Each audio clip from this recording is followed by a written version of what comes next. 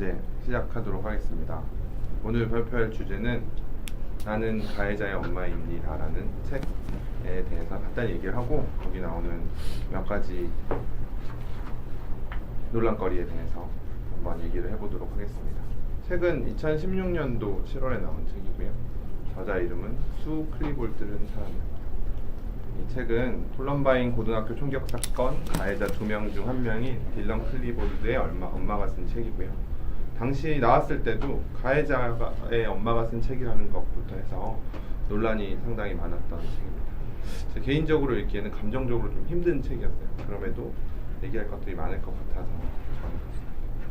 혹시 콜럼바인 고등학교 총기 난사 사건에 대해서 알고 기억이 하시나요? 이게 1999년 4월 20일에 일어났던 일인데 기억하세요? 모르겠고 콜럼바인 그걸 봤어. 아, 영화 다큐멘터리 작가가 감독이 만든 마이클 시리즈. 모. 마이클 모 감독님. 혹시 기억하시는 분 어떻게 기억하고? 기억 못하는데. 근데 그 나라는 총기 사건이 뭐 종종 있으니까 뭐 굳이 그죠. 네, 이제 간단히 얘기를 드리면 이게 1999년 4월 20일에 일어났던 일이고 콜로라도주의 콜럼바인 고등학교에서 에릭 해리스라는 학생과 딜런 클리볼드라는 2명의 학생이 둘 다 이제 졸업반 학생이었다 그래요. 네, 학교에 총을 들고 와서 900여 발의 실탄을 난사하면서 13명을 살해하고 24명의 사람들을 부상 입힌 사건이고요. 살해당한 13명 중 12명은 학생이었고 1명은 교사였어요. 사건을 일으킨 후 둘은 충돌한 경찰과 총격전을 벌이다가 도성안에서 자살했다는 거예요.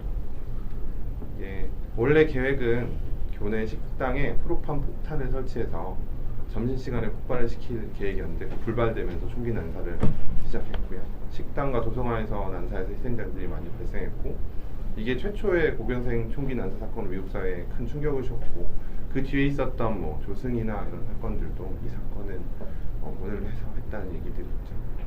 당시에는 미국 내 총기 소유 현황이나 총기 규제 법안의 필요성이고 청소년 총기 문제에 대해서 관심을 촉발시키는 계기가 되었고 교내 문화, 교내 괴롭힘, 폭력물, 게임 등에 대해서 집중 조명하게 된 계기가 되었다고 합니다.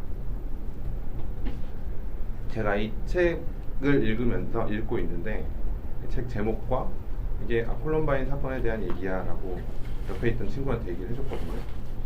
모임에 요즘은 안 나오는 친구인데 그랬더니 친구가 이러더라고요. 가정환경에 어떻게 저런 일을 할 수 있느냐 내지는 어떻게 그 친구는 이제 자녀가 있으니까 어떻게 그걸 부모가 모를 수가 있느냐라고 하더라고요. 보통 이런 생각을 많이 할 거라고 생각해요. 할 수 있다고 생각을 하고 저도 그런 생각을 하면서 책을 시작했는데 저는 꼭 그렇지만 않을 수도 있다는 생각이 들어서 시작해 보도록 하겠습니다.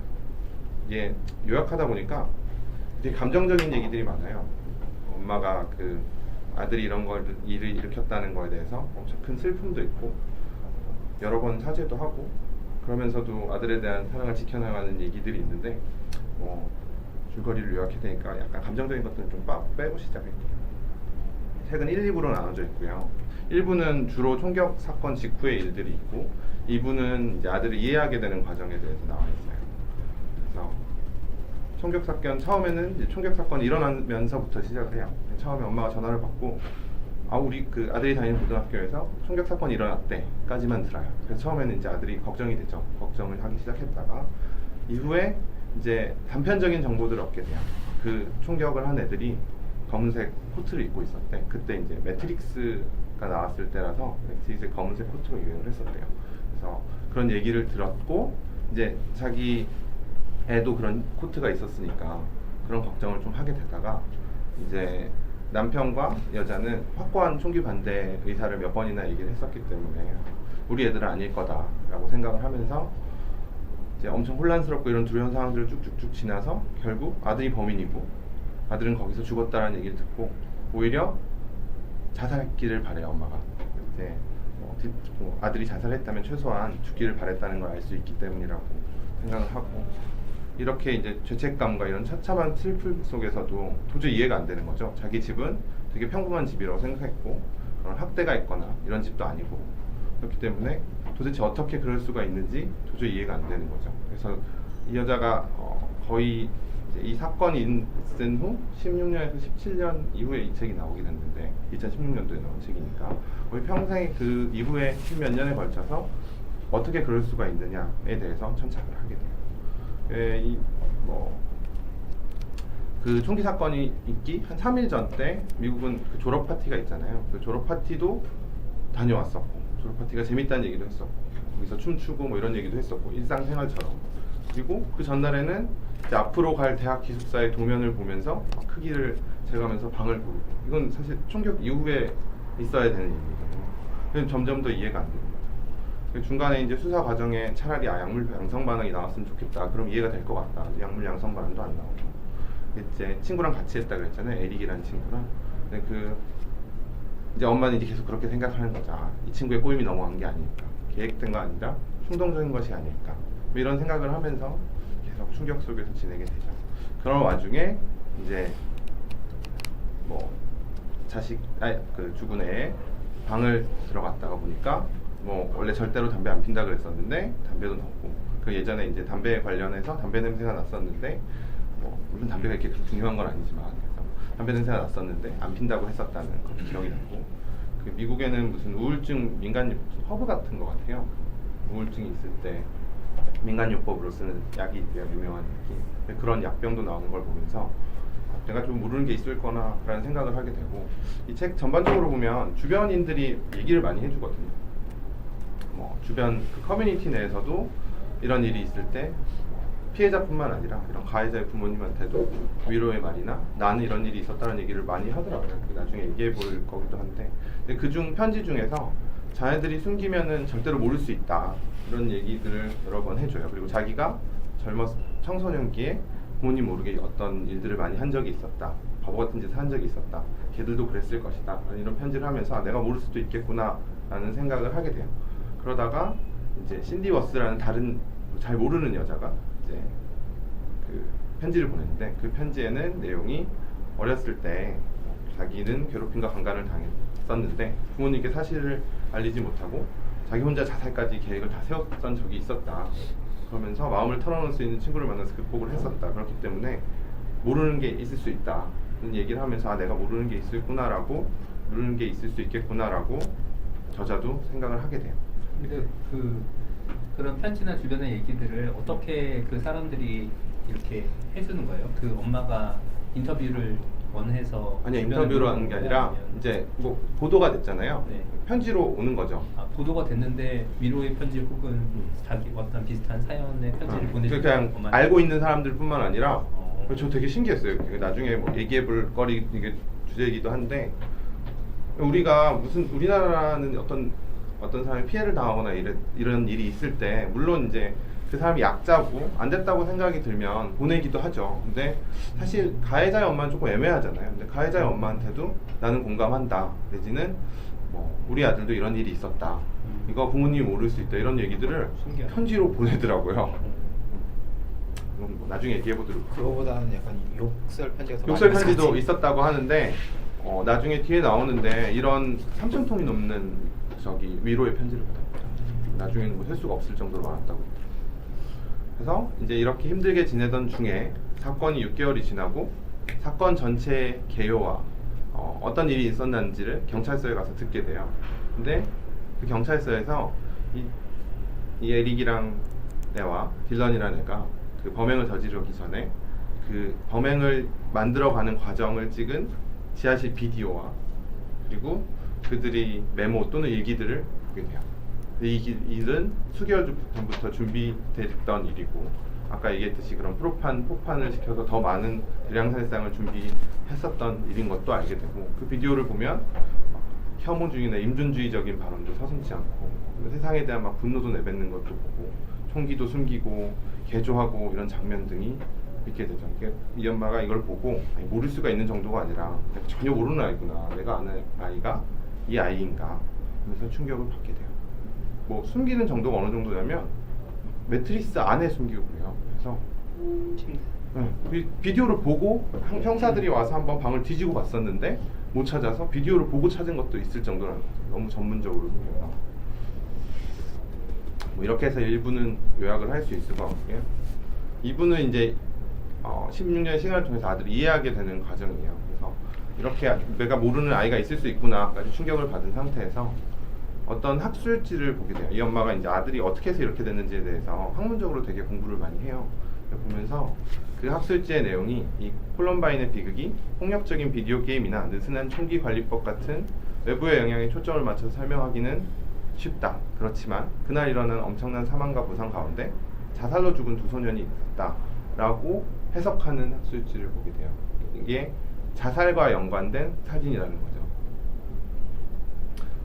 그러면서 이게 사건이 점점 커져서 어쩔 수 없어서 자살을 하게 된 게 아니라 자살까지도 오래된 계획이지 않았을까라는 생각을 하게 돼요.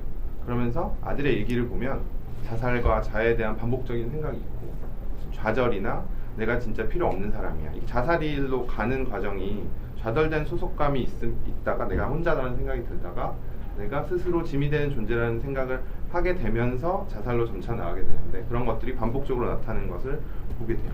전문가들이랑 상담을 하면서 사실 이제 무슨 그런 자료 가지고 상담을 해서 우울증을 진단하거나 이러긴 어렵고요. 그리고 청소년기 때 어떤 질환을 진단하기도 사실 좀 어렵거든요.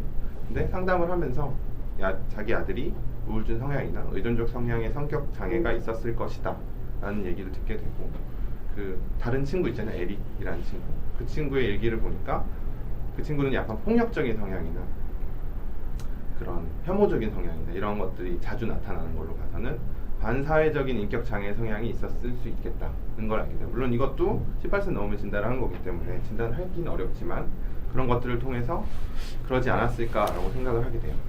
그 연구 같은 데 따르면 이런 10대 총격 가해자 중에 한 4분의 1 정도는 짝을 이루는데 이 짝이 대부분 사이코패스와 의존적 성향에 우울에 시달리는 학생인 경우가 많다는 게 보고가 돼요. 그런 전형적인 이런 커플인 거죠.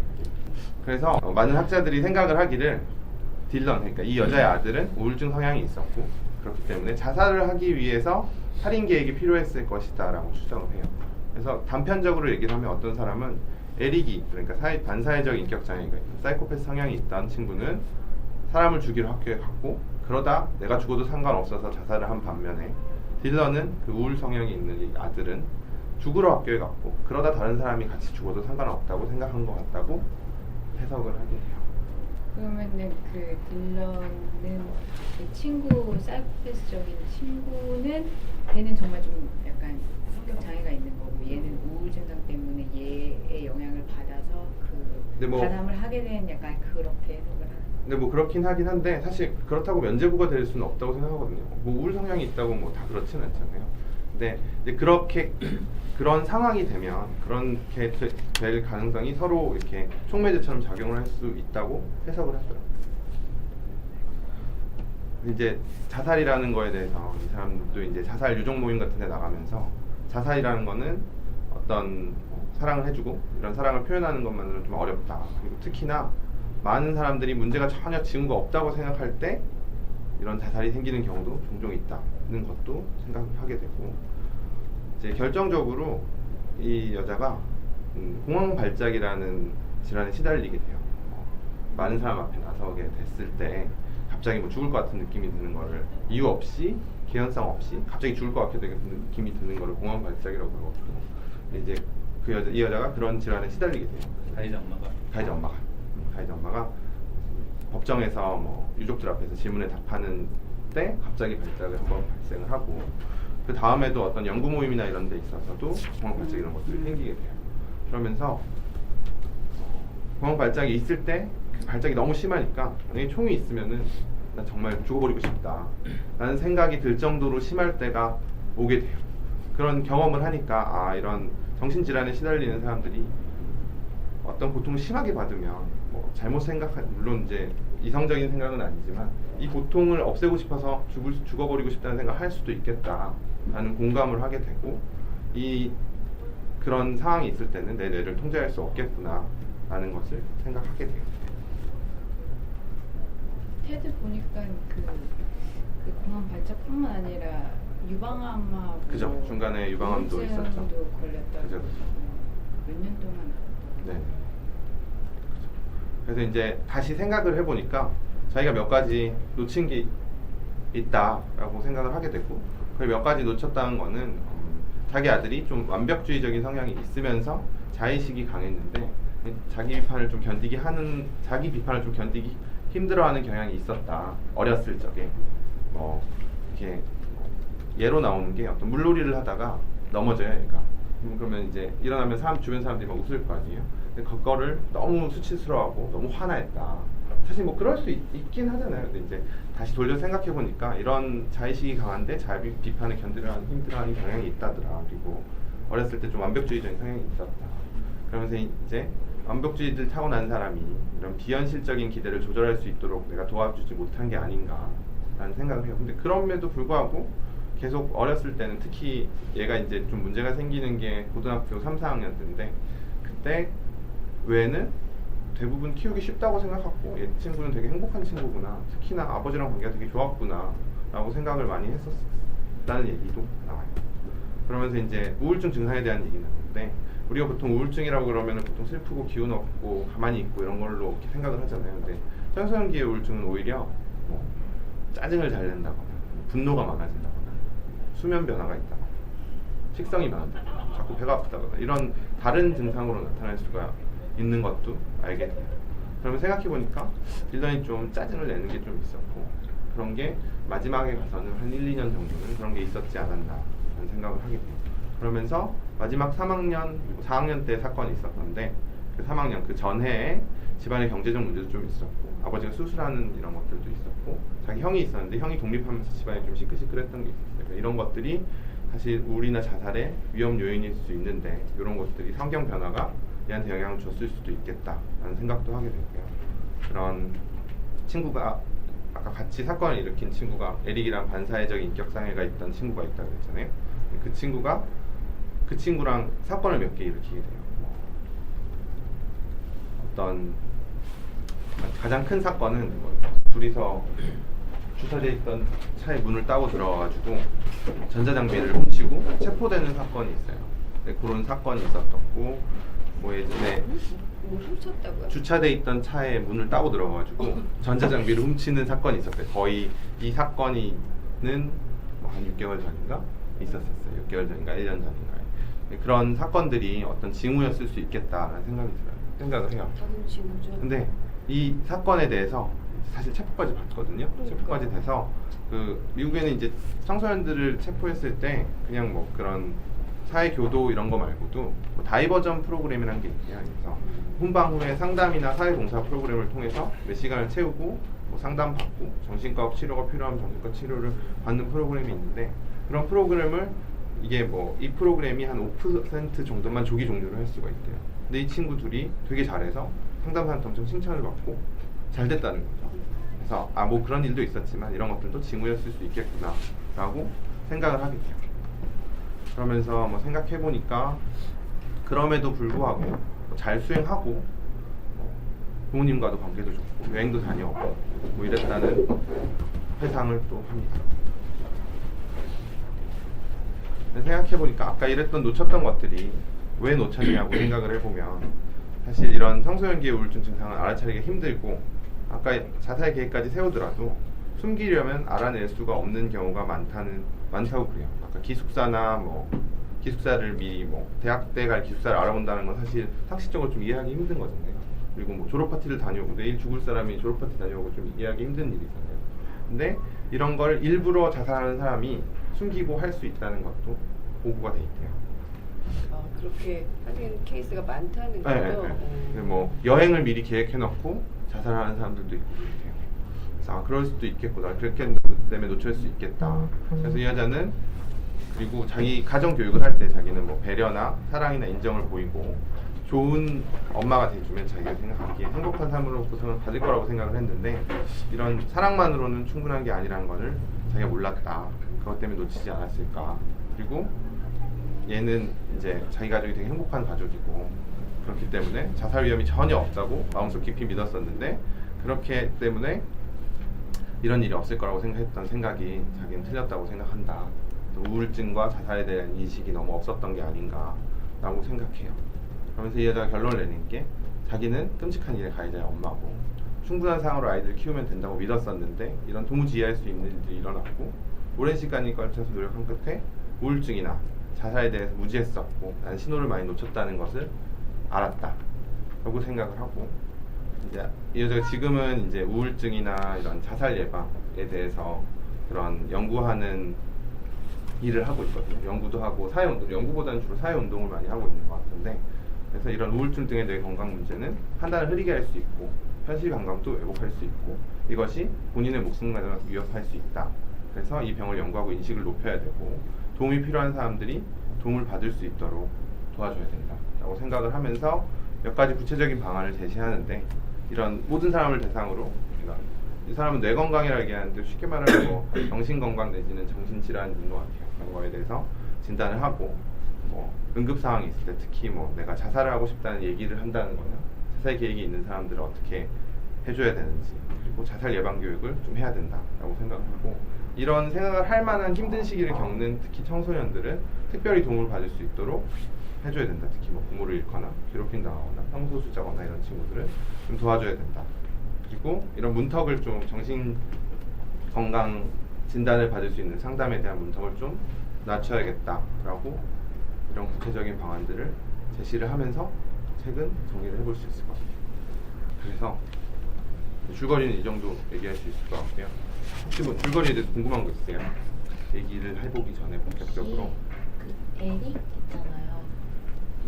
이분이 이제 뭐 나중에 뭐 그런 같은 어려움을 겪는 분들과 교류를 했다고 했잖아요. 에릭 부모랑도 이분이라고 얘기하거나 그래요, 해요? 나오는데 그걸 뭐 이렇게 심각하게 교류를 하거나 그렇지는 않고 뭐 에릭 부모에 대해 얘기도 나오긴 하는데 근데 이 여자가 이제 사실 좀 에릭에 대해서 에릭 때문에 그렇다는 생각이 사실 들 수 있잖아요. 그리고 처음엔 그런 생각도 들었다고 했고 근데 이제 더 연구를 하고 상담을 하면서 이제 이러한 관계가 있을 수 있겠다라는 걸 하면서 가능하면 원망을 하지 말아야겠다 이런 생각을 자꾸 하긴 해요. 그러면 그 다른 학생의 부모와 같이 연구를 하거나 혹은 아니 학생의 부모와 연구를 같이 하고 되진 않죠. 그러니까 그 자기 혼자 자기 애에 대한 생각만을 정리해서 그걸 중점으로 한 거네요. 이 여자가 뭐 학자고 이런 사람은 아니니까 주로 상담사들이나 이 되게 큰 사회적 사건이었으니까 이런 걸 연구하는 학자들이 많았을 거 아니에요. 그런 사람들이랑 상담한 내용들이나 뭐 정신과 의사랑 상담한 내용들이 많이 나왔죠. 제가 나와서 잠깐 놓쳤는데 그 여자는 자기 가족은 화목하다고 되게 생각을 했던 것 같은데 그러면은 이 자기 아들은 그 가정 환경하고 상관없이 그냥 이 우울증 증세라는 거를 그냥 앓게 돼서 이런 일이 벌어졌다고 그럼 생각하는 거예요? 아니요, 이 여자는 이제 자기가 화목하다는 처음엔 그거는 이 전 상황이었고 생각해 보니까 내가 얘를 소외감이나 사실 어떤 자기 좌절에 대해서 이겨낼 수 있게 잘 해주지 못했구나. 학교 생활에 대해서 본인이 잘 인지를 못하고 심각성을 좀 못하고 학교 생활에 대해서 본인이 인지를 못했구나. 그렇게 하기보다는 이제 어렸을 때 그런 일들이 있었는데 보통 이제 우리가 어렸을 때 어떤 문제가 있거나 이럴 때 별로 심각하게 안 생각하는 사람들 있잖아요. 문제를 일으켰을 때 뭐 애들이니까 그럴 수 있지 뭐라든지 그런 것들이 내가 좀 놓쳤던 것들이 있었고 내가 생각하기에 화목하다고 자꾸 생각했으니까 문제가 없을 거라고 생각한 것도 있겠구나라고 생각을 하고 뭐 이제 사건이 일어났을 때 어떤 처음엔 아예 이해가 안 됐다고 그랬잖아요. 뭐 보통 사람들이 생각하는 뭐 폭력이나 무슨 어떤 학대를 받거나 이런 건 전혀 없었으니까 그런 거에 대해서 그런 것뿐만 아니라 이렇게 어떤 자기가 스트레스 해소 못한다거나 소외감을 극복을 잘 못한다거나 이런 것들이 문제가 될 수 있겠구나 하는 생각을 나중에 하죠. 저는 이거 테드를 어제 저녁에 잠깐 봤는데 제가 어제 저녁에 그 서치라는 영화를 봤거든요. 아, 네. 근데 그거랑 되게 비슷해요. 그래요?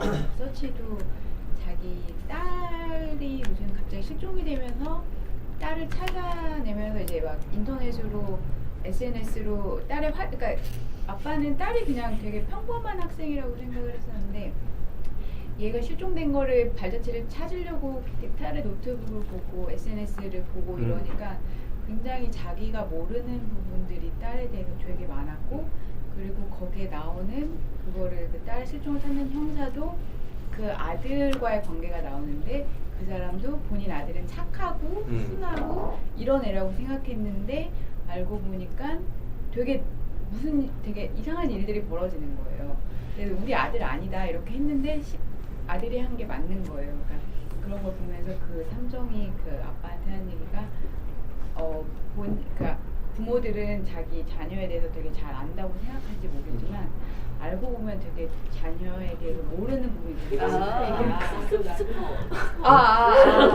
아니 근데 그것은 아니에요. 근데 다른 내용이 예, 반전이 있어서 예, 되게 비슷하다고 생각을 했었거든요. 그죠. 뭐 이것도 나중에 얘기해 볼 거긴 한데 이걸 이 얘기를 먼저 하면 이제 뭐 모를 수 있죠. 약간 좀 비슷한 얘기인지 좀 다른 얘기인지 모르겠지만 어떤 문제들을 보일 때 개입을 해야 하느냐 신뢰를 보내야 하느냐의 문제도 좀 있는 것 같아요. 그러니까 부모님들이 뭐 애들이 어떤 문제가 있을 때 내가 모르는 거를 알아내야 되기 때문에 방을 뒤진다거나 일기장을 본다거나 지금 핸드폰을 본다거나 카톡을 본다거나 이럴 수 있겠죠. 그래서 이런 게 사실 필요하다고 생각하세요? 부모님들은 필요하다고 생각하세요? 이 엄마는 유경험자. 그런 일을 다시 돌려서 생각했을 때 물론 이제 이런 일이 일어났으니까 그렇게 생각하겠지만 자신은 그렇게 알았어야 된다고 늘 몇 번 후회를 하거든요. 난 일기장을 보고 뒤졌어야 됐다. 큰 사례가 하나 나올 것 같은데요.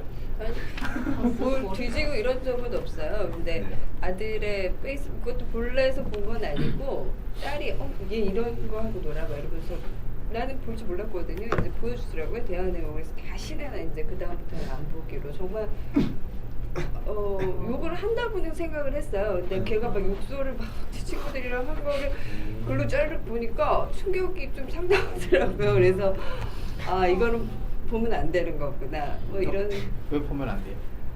충격이 와요. 그러니까 내가 실체를 알아가는 그 거잖아요. 욕을 안 해야 된다는 입장이 아니니까 때와 장소에 따라서 부모님 앞에서 안 하고 제 친구들끼리는 해도 상관없다고 생각하는데 친구들끼리 한 욕도 충격적이더라고요. 좀 충격적인 내용이 좀 있었어요.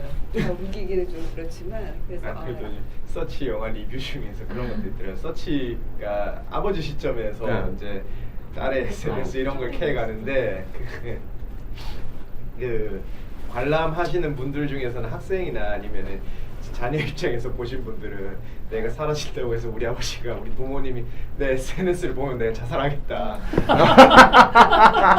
저도 그 생각했어요. 이 생각을 안 되겠다. 범죄 대상이 되면 안 되겠다. 그렇게 해서라도 찾아지는 게 중요한 게 아니라 우리 부모님이 내 페이스북이나 인스타를 들어가는 순간 내가 자살하고 말겠다. 그래. 그런 생각을 하시는 분들도 우리 아직 내가 있더라고요. 볼 줄 몰라요. 말 안 뭐 했거든. 딸이 사라졌으면 뭐 그래 그건 찾아볼 수 뭐 지금 중요하니까 그럴 수 있는데 어떤 문제를 일으켰어 얘가 뭐 학교에서 큰 문제를 일으키거나 근데 이제 말을 안 하거나 개입과 신뢰로 돌아가면 그 애들마다 다른 것 같아요. 너무 그 개입을 싫어하고 막 그게 자기가 발가벗겨지는 것 같은 느낌을 가지는 애는 개입이 별로 소용이 없고. 효과적이지 않을 것 같아요. 그러니까 애들마다 좀 다르다는 생각이 들고 둘 키워도 다 다르거든요.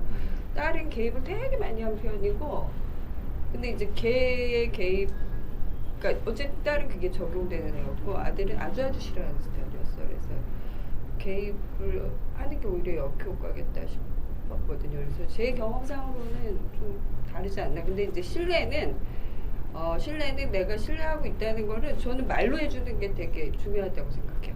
그러니까 믿는다고? 네, 그러니까 딸하고도 그런 얘기하고 아들하고도 얘기하는데 세상에 이렇게 딱 한 사람 얘기할 사람 한 사람만 있으면 저는 자살하지 않는다고 생각하거든요. 근데 그런 얘기 둘 다 해줬어요. 너 그러니까 아무리 외롭고 뭐 그런 순간이 와도 엄마를 마지막까지 너를 믿는 사람이고 대할 수 있는 사람이니까 네 옆에 아무도 없다고 생각하지 말라고. 저는 그게 말로 하는 게 중요하다고 생각해서 해요. 어쨌든 그래서 신뢰는 개입을 하기로 했다면 개입의 방법도 되게 중요한 것 같아요.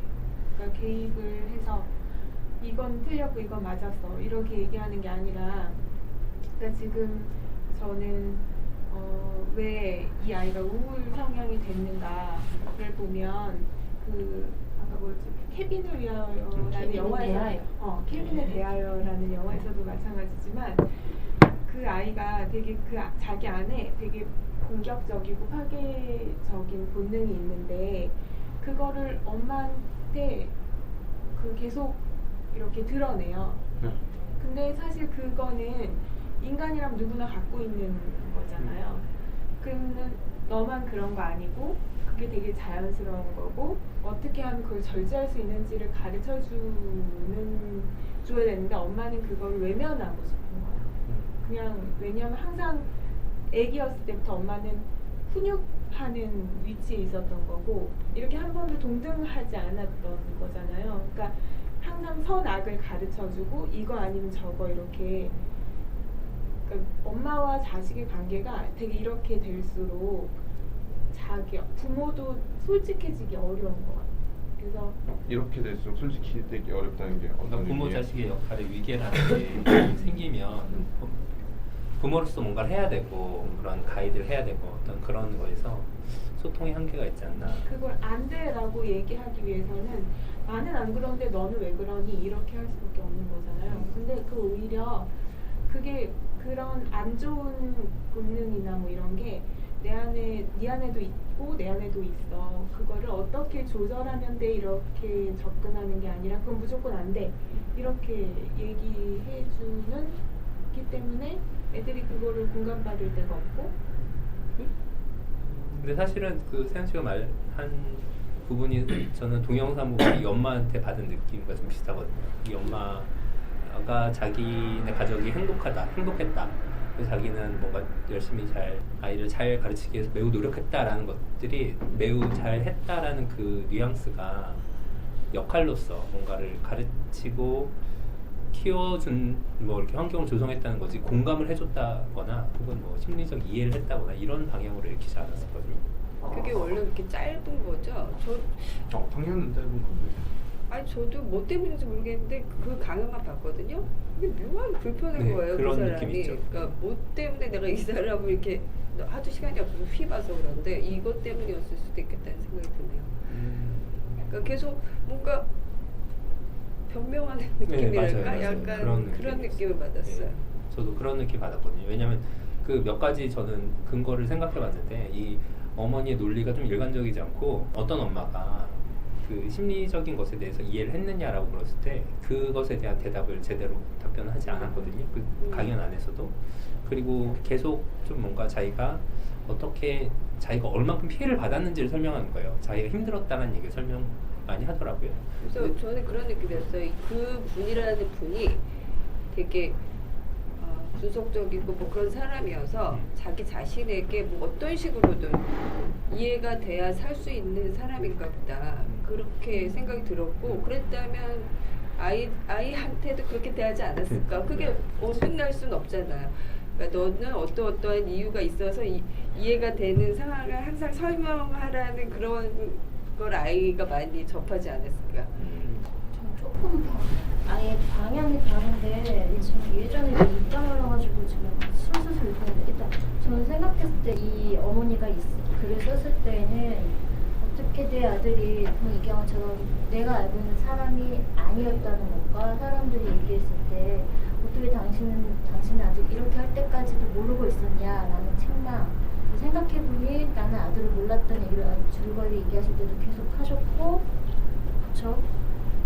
그 다음에 그러면은 아까 그 줄거리 얘기했을 때도 그러면은 이런 문제야 가해자의 엄마라는 입장에 대한 거 얘기 나오고 그 다음에 이런 문제에 대한 왜 이런 일이 있었을까에 대한 게 뭐 총기 부재 그 관련해서도 얘기를 좀 하고 막바지에는 이게 가정의 문제가 아니라 그러니까 그 가정의 문제가 아니라는 얘기를 하기 위해서 우리의 가정은 뭐 평범하고 그런 얘기를 했을 뿐이지 나는 애들을 평범하게 잘 키웠는데 불구하고 이렇다는 자기 방어막을 쌓은 건 아니거든요. 그러니까 평범한 가정에도 불구하고 이런 사건이 이런 아이가 이런 행동을 했을 때에는 여러 가지가 이유가 있는데 총기도 있고 뭐 알고 봤더니 우울도 있고 뭐도 있고 근데 여러 가지 이유가 있었을 거고 그 이유들이 어떤 건지 그걸 알아보고 본인이 할 일은 그런 것들을 참여하는 마음으로 내 아들이 이렇게 됐을 수밖에 없었던 상황을 되돌이켜보면 그렇지 않게 하기 위해 하겠다 했는데 결국은 그게 자살이라는 게 문제였으니 그 자살을 막는 일을 좀 해보겠다라는 일이고 그래서 그거를 기조로 해서 연설을 해서 아마 그렇게 들었을 거예요. 그것만 봐도 그래요. 그 책을 다 보지 않았기 때문에 그 짧은 개인적인 단상인 거죠. 그 영상만 봐서. 저도 그 테드 봤을 때 그런 느낌 들었어요. 그냥 계속 자기는 교육 잘했고 최선 뭐 그런 식으로 얘기를 하잖아요. 평범한 가정에서 그런 우울증 성향을 가진 애가 이제 그게 키워진 더 거잖아요. 무서운 게 그거를 그렇게 얘기하면 다 그러잖아요. 다 평범하다고 생각은 해요. 그러니까 그렇죠. 아 내가 특출나 그런 사람이 없는데 당신들 또한 당신들의 자녀들 또한 그럴 수 있다라는 무언은 아니지만 경보면서 자신들 아이를 좀 잘 보고 어떻게 해야 되는지 경각심을 일으켜주는 거죠. 특별하게 못난 애들이 우울증 걸리고 밝혀지는 거고 사고치고 그러는 게 아니라. 근데 그런 논리는 다른 사람들도 많이 그냥 굉장히 일반적인 논조와 다를 바 없다고 생각하는 거예요. 그냥 일반적인 논리. 그냥 다른 그런 경험이 없는 사회학자가 나와서도 그런 얘기를 할 수 있어요. 그러니까 그쵸, 근데 다른 심리학자가 나와서도 그런 얘기를 할 수 있는데 근데 굳이 그 가해자의 엄마가 나와서 얘기를 할 때는 그냥 그런 식의 그런 교과서적인 혹은 그냥 학술적인 그런 설명이 과연 어떤 울림이나 그런 진정성이 있을까라는 생각이 들었거든요. 사실은 학술적인 설명에 울림이나 진정성이 사실 없죠. 이거 당연히 그렇죠. 그러니까 그 사람이 말하지 않아도 그러니까 누구나 제가 하고 할 싶은 만한 얘기는 제가 이제 줄거리 얘기다 보니 그런 뭐 이 사람이 있었던 짜잘한 사건들이나 뭐 이 사람이 슬픔을 표현하거나 이런 것들은 다 뺐어요. 그래서 저는 뭐 줄거리를 얘기하고 싶어서 그거는 사실 그런데 울림이 있을 것 같고요. 저는 병아 씨 말에 되게 동의를 하는 게 이 사람이 변명을 하려고 이걸 만든 게 아니거든요. 이 책도 그렇고 사실 변명을 물론 변명이라고 느낄 수밖에 없을 거예요. 많은 사람들이 가해자 엄마가 나오는 거 자체가 불편하니까 그렇죠. 불편하잖아요. 저도 처음에 시작할 때 불편했거든요. 근데 이 여자가 그럼에도 불구하고 내지는 이런 비판을 받을 일이 생길 일이 당연함에도 불구하고 이런 얘기를 하는 건 자기도 몰랐는데 이런 일이 생겼다. 남들도 모르는데 이런 일이 생길 수도 있다. 이런데 우리가 좀 관심을 가져야 된다. 특히나 우울, 자살 이런 거는 우리 사회가 잘 모르고 있다. 이거는 사실 사회적으로 좀 경각심을 일으키고 자기 운동을 하고 있다 그랬잖아요. 그런 것들을 불러일으키고 싶은 생각에 이런 책도 쓰고 강연도 하고 있는 것 같아요. 많이 비판 받을 거라고 생각해요. 뭐 가해자 엄마가 나오는 것만으로도 불편해하는 사람들이 많으니까. 그러니까 가해자 엄마가 어떤 다른 사람들로부터 어떤 걸 당했고 어떤 일이 있었는지는 아까 얘기한 키베널 대화를 보면 거기에 잘 나와 있어요. 아마도 저 사람은 정화에서 그 여주인공처럼 저런 일을 겪었겠지라는.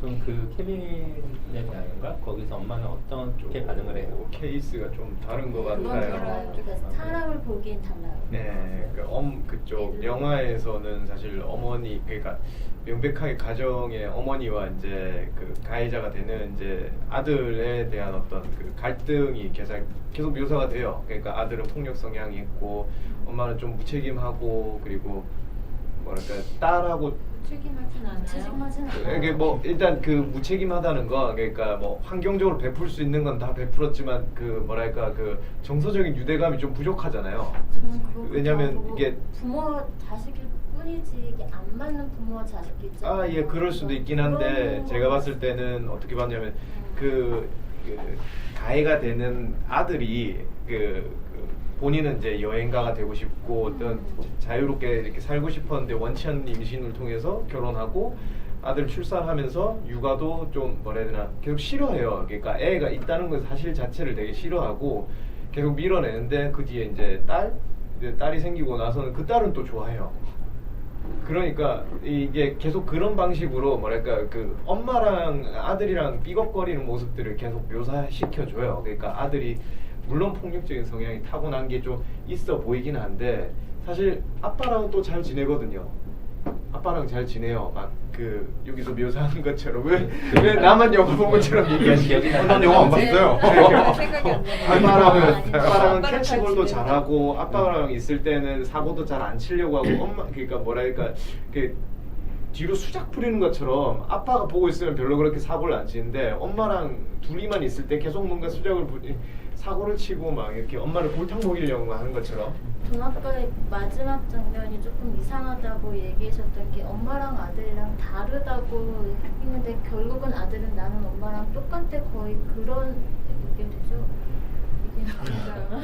무슨 영화 얘기하는 거야? 몰라요. 아까 개입을 할 것인가 말 것인가의 얘기로 돌아가면 제가 그 설명 부족했던 것 같은데 뭐냐면 이게 케빈을 위하여랑 다 같은 얘기인 것 같아요. 같이 물리는 얘기인 것 같은데 그 케빈을 위하여 케빈에 대하여에 보면 저는 그거 보면서 그 데미안이 왜 첫 번째로 사고치 데미안 소설 데미안에서 그 데미안 주인공의 이름이 뭐죠? 싱클레어가 첫 번째로 그 부모님 모르게 그 돈을 훔쳤나? 그 장면이 생각나거든요. 그러니까 자기의 그 뭐라 그러지? 스스로 생각하는 악의 세계를 부모님은 절대 이해할 수 없을 거라고 생각하니까 그 간격이 멀어지는 거고 이 케빈을 위하여에서도 엄마는 약간 자기랑 비슷한 사람, 폭력적이고 뭐 이런 걸 갖고 있는 사람이고 아빠는 나를 이해해 줄 것 같지 않으니까 아예 포기해버리고 아빠가 원하는 식의 그 가면을 쓰고 아빠를 대하는 거고 동생도 마찬가지고 그래서 맨 마지막에 그 다 죽일 때 아빠랑 딸은 죽이는데 엄마는 안 죽이거든요. 그러니까 결과적으로 엄마한테 그 어떤 자기를 이해받고 싶었던 것 같아요. 저는 그렇게 봤거든요. 그래서 그냥 이 사람 제가 그 두 개를 같이 봤는데 이 엄마는 알 수 없다. 자식이지만 알 수 없다. 이런 입장이고 그 영화 감독은 알 수 있다라는 이유가 있다. 자식 걔가 그렇게 된 데는 그 가정 안에서의 이유가 있고 이런 약간 다른 느낌이거든요. 왜냐면 아니라고요? 다른 영화 보고 왔어요. 그 아까 말한 영빈 씨가 말한 케빈이 정서적인 나오는. 그런 게 굉장히 부족하잖아요. 막 아빠는 안 나서 계속 애를 달래주는데 엄마는 계속 뭔가 거절감을 느끼게 하고 밀어내고 막 이런 거를 애기가 어려서부터 계속 느껴왔고 그렇잖아요. 근데 저는 케빈에 대해서는 사실 그 케빈이 조금 인간이 이해할 수 있는 상식성을 그치, 뛰어넘는 조금 악행이 케이스가 너무 달라요. 심해서 저는 그거는 그냥 정말 인간 대 인간을 정말 이해할 수 없는 그런 악이라고 생각하는데 세연님이 그러면은 그 애기는 태어나자마자 악마로 태어난 약간 거라고 그런 느낌이에요. 저는 생각하는 너무 거예요? 그럼 진짜 공포요. 진짜 공포처럼 느껴요. 오멘. 저는 그렇게 느껴서 진짜 그렇게 느껴서 근데 잠깐 차에서 얘기했던 이거거든요. 맞아요. 그때 차에서 잠깐 얘기했었죠. 근데 세연님이 말하는 그건 뭔지 알겠어요. 이렇게 약간 나의 화목한 가정의 이런 이미지를 딱 상정하고 그 이미지에 나는 부모 역할, 너는 자녀 역할 이렇게 하면서 자녀를 대하는 것과 그리고 진짜 약간 저는 그냥 제 개인적인 가족의 관계상 저랑 엄마랑은 부모 자식 간의 관계가 아니라 그냥 서로의 치부를 드러낼 수 있는 그런 관계가 딱 형성되면은 약간 그게 바로 건강한 관계라고 생각이 들거든요. 이 약간 알 수 없다. 얘를 절대 알 수 없다. 이건 알겠지만 그렇게 됐을 경우에는 서로를 조금 알 수 있을 거라고 생각하고 그게 건강한 관계라고 생각하고 세연님이 말하는 그 말을 이해를 하겠어요. 그래서 아무튼 이 동영상의 이 책의 저자는 그렇게 서로 잘 노력을 안 그러지는 했다는. 않았던 것 같은데 제가 책을 안 봐서 사실 그 테드 영상이 너무 짧았어요. 그래서 약간 사실 테드 강연 같은 건 약간 외모적인 영향을 받는다고 해서 그분이 너무 키도 크고 약간 그래서 저는 약간 약간 좀 고지식하게 딱 생기셔서 그런 느낌이 받지 않았나 그냥 저는 그런 개인적으로. 근데 나는 정말 알 수 없어요. 그러니까 그 아이들이 무슨 생각을 하는지 속속들이는 알 수 없어요. 그것까지 알 필요도 지금의 없고. 나를 엄마가 알까 생각하면 그러니까 그죠. 숨기죠. 그리고 가족한테 제일 숨기려면 숨길 수 있죠. 근데 우리 엄마한테 잘 숨겼어요. 무슨 고민이 있는지 별로 많이 얘기하지 않고 숨겼는데. 숨기는 건 되게 잘하는데 그래도 어떤 징후들이 있다면 얘가 문제를 안고 있는지 이런 걸 전부 다 어떤 세세히는 알 수 없지만 좀 이상하다 이런 거는 알지 않아요? 나는 알 것 같은데 이분이 계속 일관적으로 아무 일도 없고 알수 약간 그런 없지만, 건 알아요. 그런 뭐 요즘 좀 우울한 것 같아. 얘기를 해봐야겠어. 이런 얘기는 나와요. 그런 사건이 있기 한 뭐 하루 이틀 전에 해봐야겠어까지만. 그 다음날 일이 일어났는데 어떡해. 아. 다음날 일이 일어났는데 바로 어떡해. 전날이었어. 전날 저녁에. 너무 늦었네. 너무 늦었네. 전날 저녁에 애가 좀 짜증이 많아진 것 같아. 그때 남편이 얘기를 해봐야겠다. 다음날 일이 일어나는 거 어떡해.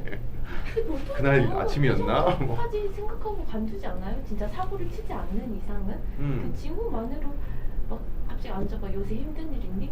그 그럼 너무 더 좀 말 이상하지 안 않아요? 하지. 얘기 안 할 것 같은데. 그렇게는 안 하죠. 그러니까 네. 개입의 방식이라는 것도 아까 중요하다고 했잖아요. 그러니까 좀 뭐 간접적인 뭐 얼로 데리고 간다든가. 근데 이 친구가 이런 일이 있기 전에 여행도 다녀오고 뭐 프롬도 갔다 그러고. 프롬도 갔다 그러고. 나 그게 진짜 이상해. 3일 전에 프롬 갔다는 거 진짜 이상한 거 아니에요? 그러면 다녀와서 놀자. 잘 다녀왔다고 집에다 얘기하고 가족들이랑 알리바이를 있었던 만들기 얘기. 위해서 그랬나? 그러니까 이거를 제가 하고 싶은 얘기는 숨기면 누구든지 충분히 숨길 수 있다는 얘기예요. 그래서 제가 물어보고 싶었던 게 그거였어요. 그 자살자들이 그렇게 프롬도 가고 뭣도 하고 이런 것들을 자기 이유를 만들더라고 하는 케이스가 많아요. 많다기보다는 그런 게 꽤 있다. 뭐 그게 50% 넘다기보다는 뭐 일부러 크루즈 갔다가 여행을 여행해놨다고 예약해놨다거나. 예약해놨다거나. 그게 그냥 아무렇지도 않아서 여행 가다가 근데 그게 어제는 두 가지로 아무렇지도 설명을 않아요. 하는데 숨기려는 걸로도 설명을 하고요. 이게 이제 우울증에서 자살까지 가는 거를 이 사람은 이제 망가진 뇌가 만드는 논리들을 따라가게 된다 그러는데 그런 혼란스러움도 반영한다고 그래요. 뭐 이랬다 저랬다 뭐 이런. 제가 옛날에 우울증에 대해서 잠깐 기사를 읽어본 적이 있었는데 지금 정신과 병원 의사들이 제일 좀 이렇게 조심스러워하는 게 우울 증상이 이렇게 좀 나아질 때 안심을 못 한다 그러더라고요. 왜냐면 정말 우울할 때는 죽을 기력도 없대요. 그냥 아무것도 없이 기력이 없는데 이렇게 이 사람이 조금 의욕이 생기고 좀 이렇게 뭔가 이렇게 하려고 하고 이럴 때 결심을 딱 할 수 있다는 거예요. 자살을 하건 뭔가 되게 그런 일을 범죄를 저지를 수 있다고 하더라고요. 그래서 지금 말씀하실 때 그게 생각났고 제가 아까 그 총기 사건 그 콜럼바인 고등학교 총기 사건 이걸 위키피디아인가 뭘 보다 보니까 이 친구들이 죽인 애들이 자기가 학교에서 왕따를 당하고 그래서 그거에 대한 앙심을 품고 난사를 했다 이렇게 나오는데 근데 그런 뭐 해석도 있었는데 이거 그 죽은 애들이 꼭 그런 애들만 있는 건 아니에요. 그런 애들도 뭐 관련된 애들도 있죠. 그런 애들이 그런 아니라도 애들도 있을 거고. 왕따를 당했다는 거는 약간 좀 근데 이것도 여러 가지 얘기했는데 우리나라식의 뭐 집단으로 누굴 한 명을 괴롭히고 이런 건 아니었던 것 같고 거기에 무슨 운동부나 이런 게 있었는데 뭐 운동부 애들이 얘네들을 뭐 딜런을 괴롭힌다든가 이런 일이 있었긴 한다고 약간 하더라고요. 피해망상이 약간 있었을 수도 있고 그러니까 이 사건을 사실 한 가지로 보긴 좀 어렵다고 생각을 해요. 뭐 그거를 게임 때문이라든지 내지는 왕따 문제 하나 때문이라든지 미국 내 총기 문제 때문이라든지 한 가지로 설명이 좀 어려울 것 같고 그런 총기를 쉽게 접할 수 있는 환경에 있는 애들이 마침 우울한 애와 그런 과학적 성향이 있는 애가 같이 있게 됐고 그 중에 하나가 뭐 왕따 문제와 관련이 있었고 부모는 뭐 좀 그거를 몰랐고 이런 것들이 복합적으로 연결이 돼 있다고 생각이 들어요.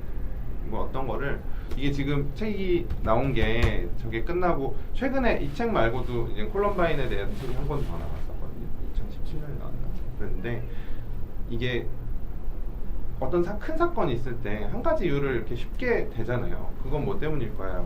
근데 이게 이렇게 시간이 지나고 이렇게 오랜 시간이 지나서 나오는 이런 보고서들이나 책들이나 이런 데서는 보통 이렇게 되게 복합적으로 얘기를 하더라고요. 뭐 그게 중요하다고 생각해요. 한 가지로 얘기한다고. 복합적으로 얘기한다는 건 알 수 없다라는 얘기 아닐까요? 뭐 알 수 없다고 얘기할 수도 있죠. 네. 알기 어렵다, 복잡하다. 사실 계속 뭔가 원인을 찾으려고 하는 것 같은데 어차피 결론적으로 뭐 죽은 사람을 살려내지 않는 이상은 결론적으로는 이제 완벽한 원인을 알 수는 없잖아요. 그러니까 트리거와 정말 네. 폭발 원인, 그러니까 그런 걸 구분하자 보면 많다는 거죠.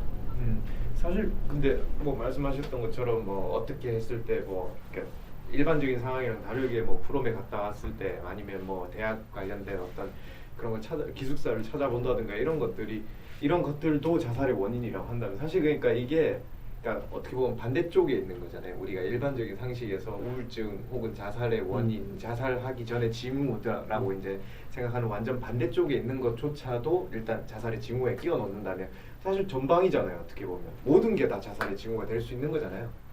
결국에 모든 거라기보다는 뭐 저희가 생각하지 않았던 모든 범위까지 확장할 수 있죠. 모든 내- 거라고는 너무 확장한 것 같고. 내 일상생활조차도 그러니까 내가 내일 일정을 뭐 어디 뭐 외근을 나가야 되고 어디 외근을 나가야 되고 이걸 내 스케줄링을 다 해놓은 것조차도 내가 오늘 자살할 수 있는 징후가 될 수도 있는 아니요, 거잖아요. 그거를 내가 자살하고 자살의 난 징후라고 뒤에. 얘기하는 게 아니라 앞에 미래의 일이 있다고 해서 예. 보통 우리가 상식적으로 생각하면 자살 이후에 미래에 있는 일이 있는 사람들은 계획된 자살이 아닐 가능성이 높다고 생각하잖아요. 근데 그거를 그렇게 간과하기 어렵다는 거지 그거가 징후라는 건 아니죠. 그건 근데 좀 나는 솔직히 너무 많이 간 얘기지. 만약에 이게 총기나 행사가 아닌 다른 방식의 애들이 그 사회적 범죄를 저질렀어도 자살을 했을까라는 생각은 하거든요.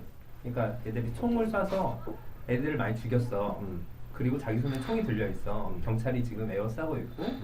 그럼 이 상황에서 자기는 회피하거나 도망가고 싶을 상황인데 거기서 가장 뭐 총을 통해서 빨리 도망갈 수 있는 확실한 방법이 죽음일 수도 있지 않을까. 만약에 애들이 그런 말고 다른 범죄를 저질러서 도망가고 싶다면 자살로 안 이루어졌을 수 있다는 거예요. 난 그래서 네. 이게 자살 문제가 아닐 수도 있다고 네. 생각해요. 그래서 이거를 정확하게 자살 문제인 거죠. 더 이게 얘 일기를 보면 자살에 대한 얘기가 반복적으로 나오고 자기가 특히 딜런이라는 애는 자살을 되게 하고 싶어해요.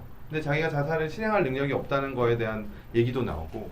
근데 에릭이란 친구는 자살을 하고 싶어하는 게 아니라 살해를 하고 싶어해요. 그런 가학적인 걸 하고 싶어해요. 사이코패스인 거죠. 쉽게 말하면 사이코패스 진단은 아니지만 어쨌든. 근데 그게 둘이 같이 있다 보니까 얘는 자살이 필요한 거고 쟤는 같이 실행할 사람이 필요하게 된 거죠. 그 계속 얘는 자살을 하고 싶었다고 봐야 될 것 같아요. 뭐 일기나 이런 거에서 자살 얘기 계속 나오니까. 둘이 나쁜 시기에 너무 딱 맞나. 너무 층이 너무 만났죠. 기사를 봤는데 골라서 죽였다고 하는데 그건 근데 그 기사들에 대한 비판도 많이 나오거든요. 아니거든요. 그게 처음엔 몇 명은 골랐겠지. 몇 명을 이게 상황 자체가 처음에는 처음에 그 얘는 폭탄을 터뜨리려고 그랬잖아요. 프로판 폭탄을 터뜨리면 이건 여기부터가 누구를 골라 죽일 수는 없잖아요. 그렇잖아요. 그러고 나서 이제 폭탄이 안 터지니까 사람들이 많은 곳으로 가자고 그래요. 식당과 도서관으로 가서 거기서 이제 보이는 애들부터 죽이기 시작해요. 그걸 골라서 죽였다고 보기는 골라서 산 사람도 있고 뭐 누구 물어봤는데 너네 뭐 하는 거야 물었는데 빨리 가 해서 골라서 산 사람도 있고 뭐 누구는 그런 운동부 애들 중에도 찾아서 죽인 애들도 있고 그런데 그 13명이 전부 다 골라서 죽이고 뭐 이렇지는 않은 것 같아요. 그 중에 이제 골라서 죽인 뭐 애들은 그렇겠죠. 일부는 그런 애들도 자기를 있긴 하겠죠. 괴롭히는 거나 뭔가를 원인을 줘서 죽인 거예요. 애들이 뭐 그렇게 그런 상황에서 아주 냉철하게 넌 살아, 넌 죽어 이렇게 판단하진 않았겠지. 그러니까 대충 뭐, 이렇게 딱 봐서 쟤는 나한테 별로 괜찮았네 그러면 걔는 너 빨리 가 이렇게 대충 알았겠지. 총 발이 있잖아요. 발이 300발인가? 900발. 900발인데 근데 사상자가 되게 조금이네요. 그렇지. 막쏜 거죠. 막- 난사. 훈련된 암살자가 아니잖아요. 난사. 진짜 혹시 그래서 그런 거 하면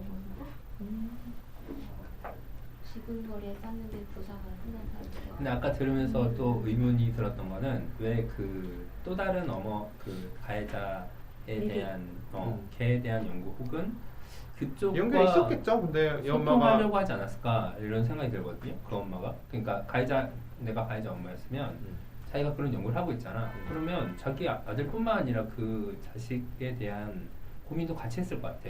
같은 그러니까 고민이라기보단 연구라던가 이런 거를 뭐 자기 자식 내 아들은 왜 그랬을까를 연구했는데 쟤는 왜 그랬을까? 그게 그렇게 쉬운 일이 아닐 것 같은데. 그러니까 내 아들도 16년이 걸렸는데 이해하는데. 그러니까 남의 아들을 왜? 그게 내가 아까도 그 동영상을 봐서 이상하다고 생각한 것의 이유 중에 하나인데요. 만약 이 사람이 자신의 경험, 나는 가해자의 엄마로서 뭔가 책임감을 느끼고 이런 일이 반복되지 않겠다라고 생각해서 지금 사형 집행까지 하고 있잖아요.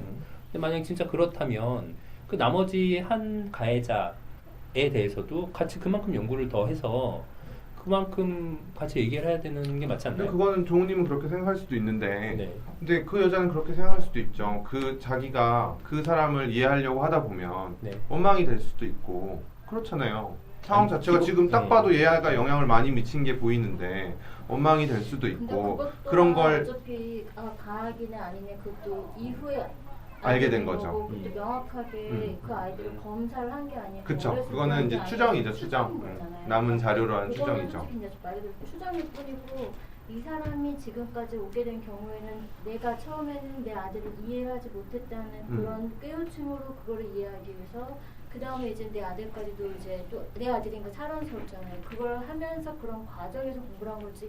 난 이걸 뭐 바로 잡겠어. 그게 아니라 게 아니에요. 나는 그 두 분이 지금 말씀하신 두 분이 이 저자의 의도를 너무 순수하게 받아들이고 있다고 생각하거든요. 나는 이 저자가 종훈이 기본적으로 너무 이게 못되게 받아들이고 있다고 그렇지 나는 생각했는데. 못되게 해석하고 있어.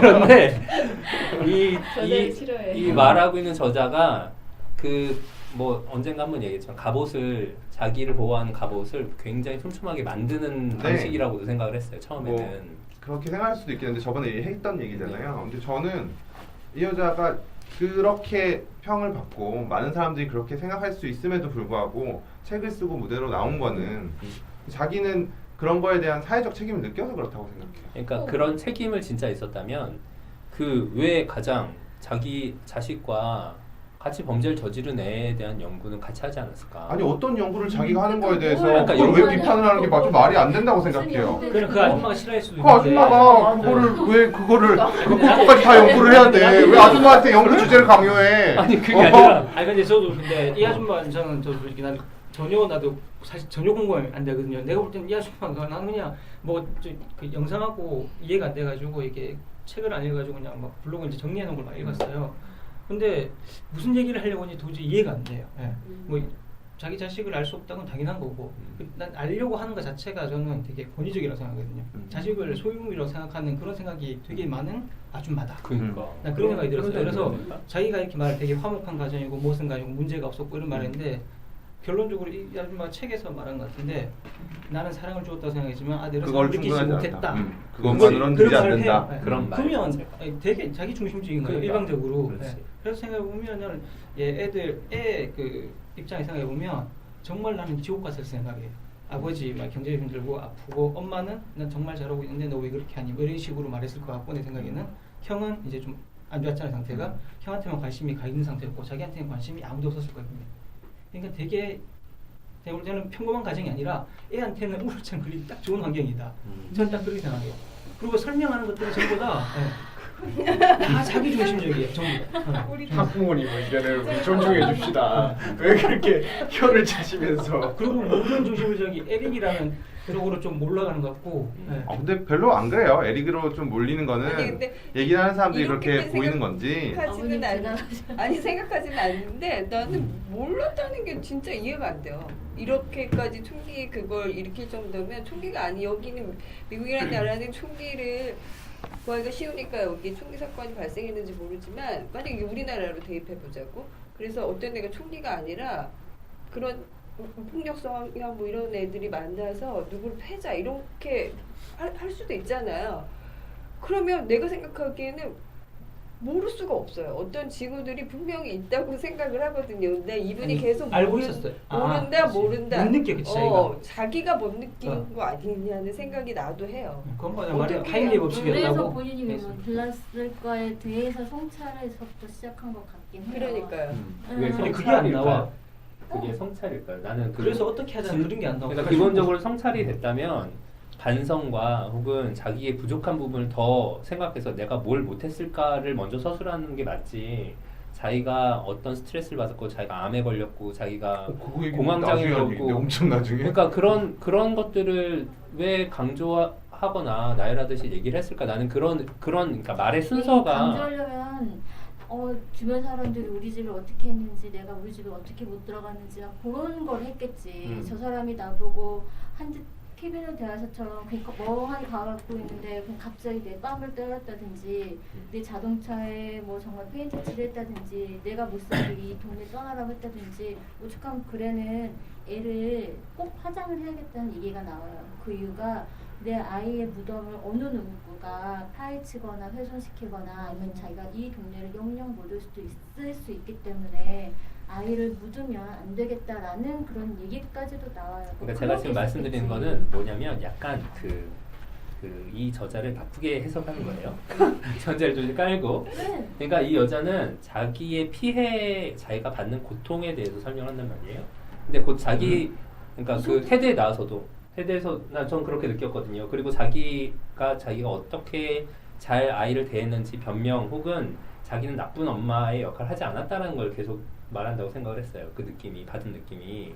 근데 저는 그 말의 순서가 뭐 말의 순서든 내용이든 간에 그게 먼저가 돼서는 안 된다고 생각을 했어요. 그 진짜 가해자의 엄마였고 그 만약에 심리에 문제가 있어서 어떤 심리 상태를 자기가 이해하지 못했고 그리고 이것을 사회적으로 담론화시켜서 뭔가 사회활동을 하고자 했다면 그 내면적으로 자기가 부족했고 어떤 과정이 있었고를 서술해야지 자기가 어떻게 해줬는데도 불구하고 몰랐다라는 형식으로 말하면 안 된다고 생각을 했어요. 나는 이해가 안 됐던 게 이 아줌마가 말을 해요. 정말 숨길 수 있는 사람들은 아줌마를 그렇게 그러는 건 좀 아닌 것 이 같아요. 엄마가 이름이 뭐예요?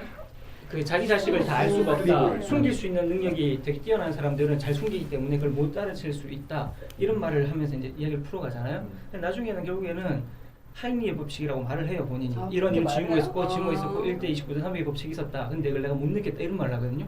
안 맞잖아요. 자기가 못 느낀 거예요. 못 알아차린 게 아니라. 나는 그 사람이 몰랐다고 얘기하는 건 믿어줘야 된다고 생각하거든요. 왜냐면 지금 나중에 사후적으로 생각해 보니까 그때 그랬지 이때 그랬지 이러면서 이제 깨닫는 거지. 그 당시에는 나는 그 사람 몰랐다고 하는 그러니까 거 몰랐다는 걸 안 믿는 게 아니라 모를 수 있다. 그 모든 그러니까, 일이 모를 수 있는 상황에서 벌어질 수 있다라고 그걸 일반화시키면 안 되는 거예요. 그 분이 그런 징후들을 못 느끼는 사람일 수 있다는 거죠. 나는 이제 이런 것도 있잖아요. 못 느꼈을 때 오케이. 그러면 나중에 보니까 뭐 일의 큰 자살, 그러니까 총기 난사 사건이 있고, 그다음에 29에 이제 중대 사건이 있을 거고, 그다음에 뭐 300개 아주 소소한 사건도 있을 거잖아요. 나는 이런 사건들이 우리 아들한테 나왔다. 당신들도 한번 확인해봐라. 나 이런 식으로 얘기를 할 줄 알았어. 근데 그런 얘기가 전혀 없고 그냥. 이 테드 강연 저는 그 강연 통해서만 들었기 때문에 이런 강연을 하는 이 사람의 목적은 살인 방지가 아니라 자살에 더 포커스를 맞춘 것 같아요. 그리고 자살이 어떻게 해서 살인까지 갈 수 있는가. 그래서 자살을 막으려고 하는 거지 더 다른 살인을 막으려고 하는 건 아니고 그렇기 때문에 어쩌면 이 분의 논조도 우리가 모를 수 있다. 나도 몰랐고 그러니까 너네도 모를 수 있다. 그러니까 더 사력 깊게 관찰하자. 이런 거. 난 이런 논조라고 생각했거든요. 그게 너무 이제 당연하잖아요. 그게 당연하다고. 그러니까 당연하다는 게 아니라 우리가 테드에 나올 보통 정도는 아니라는 거지. 알 수 있다고 생각하잖아요. 아니 그게 아니라 일단 아까 이게 왜 말씀하신 대로 당연해? 이 어머니가 좀 약간 예민하지 못해서 그걸 잘 못 알아챘어. 근데 나는 거기에서 사실 그런 말은 그냥 아무 사회학자가 나와서 얘기를 해도 그냥 어떤 사례를 들어도 상관이 없다고 생각하는데 만약에 이 가해자의 엄마의 입장에서 내가 만약에 설명을 해야 된다면 자기가 계속 생각을 해봤더니 내가 훈육 방법이 뭐가 문제가 있었다거나 아니면 내가 어떤 상황에서 애를 어떻게 뭘 했어야 되는데 그걸 못했다거나 이런 얘기가 있어야 우리가 실제적으로 저렇게 놓칠 수가 있겠구나라고 생각을 하지. 자기는 뭐 아버지와의 관계가 좋았고 우리는 어떤 가정을 이뤘고 이런 피상적인 설명은 아무런 근데 이렇게 의미가 없단 설명하면은 말이죠. 나한테는 이런 일이라고 생각을 안 해요. 네? 그런 식으로 설명을 하면 사람들이 느끼기에 나한테는 그런 일이 일어날 거라고 생각을 안 난 한다. 그게 거짓말의 왜요? 문제인 거지. 아니 설명하는 사람이 그건 정말 아니죠. 그건 정말 사람마다 다를 희대 수 있지. 총기 난사 사건에 이제 아들의 부모가 나와서 말을 하니까 사람들이 되게 포커스가 되는 것 같아요. 그냥 일반 뭐 학자라든지 이런 사람 가지고 그냥 했으면 나올 때는 전혀 반응이 없었을 것 같아요. 그래서 그렇다고 이 사람이 그러니까 일단 아니에요. 네. 좀 아까 물어보려고 했던 얘기가 두 가지였는데 두 개 다 나온 것 같아요. 약간 좀 돌리는 느낌으로 이 책에 보면 약간 좀 환기시킵시다. 우리 너무 깊이 들어갔으니까. 이 책에 보면 이 사람한테, 이 가해자 가족한테 사람들이 엄청 공감을 많이 해주거든요. 네 잘못이 아니라고. 그리고 훌륭한 사람인 이웃들이 막 기자를 피할 수 있도록 막 이렇게 무슨 작전처럼 해서 기자 안 만나게 해서 차 데리고 막 나가는 얘기도 있고, 무슨 고양이, 이 집이 원래 고양이를 키웠어요. 그래서 고양이 치료하러 동물병원에 갔는데 그것도 낮에 갈 수 없으니까 밤에 막 뒷문으로 해서 들어갔는데 처음 보는 그 직원이 그 이름이 너무 특이하잖아요. 클리볼드. 그 동네 사람들 다 알 거 아니에요. 그래서 안아주면서 사내 아이들이 얼마나 믿을 수 없을 만큼 바보짓을 하는지 나도 알고 있다고 하면서 생명부지의 사람이 안아주기도 하고, 집에다가 막 이 여자가 수고 남편이 탐이에요. 수랑 톰한테 사랑해요, 도와줄게요, 전화해 주세요, 전화번호를 써놓는 사람도 있고, 엄청 도와주는 사람들이 되게 많더라고요. 그래서 저 되게 좀 충격적이었거든요. 미국이 되게 개인주의 사회고 막 이렇게 생각했는데 오히려 공동체가 이런 아픔을 나누거나 이러는 거는 우리말보다 훨씬 나은 것도 있지 않나 하는 생각이 들었어요. 그래서 좀 이해 안 되는 면도 있고.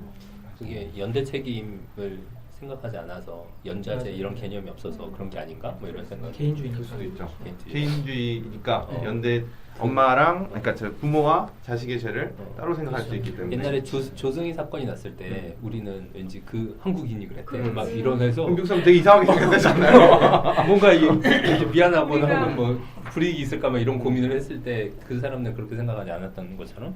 저 2000년도에 콜로라도 갔었거든요. 네. 2000년도면 이거 근데 다음- 저는 몰랐어요. 네. 이런 사건이 있는지. 근데 너무 이 같은 동네는 아닌데 어째 콜로라도 덴버 무슨 시잖아요. 근데 제가 네네. 덴버에 있었거든요. 근데 너무 평화롭고 뭐 전혀 사람들이 그런 사건이 있는데 뭐 고등학교에서 뭐 그런 설치한 것도 없고 그냥 아무렇지 않게 생활을 하거든요. 근데 저는 이거를 나중에 알았어요. 몇 년 뒤에. 전혀 몰랐어요. 거기 살면서도 몰랐어요. 이거 엄청 넓은 건 아니에요? 넓긴 하겠죠. 우리나라만에만. 우리나라 하는데 뭐 서울에서 있었는데 부산쯤 되는 데서 크긴 하지만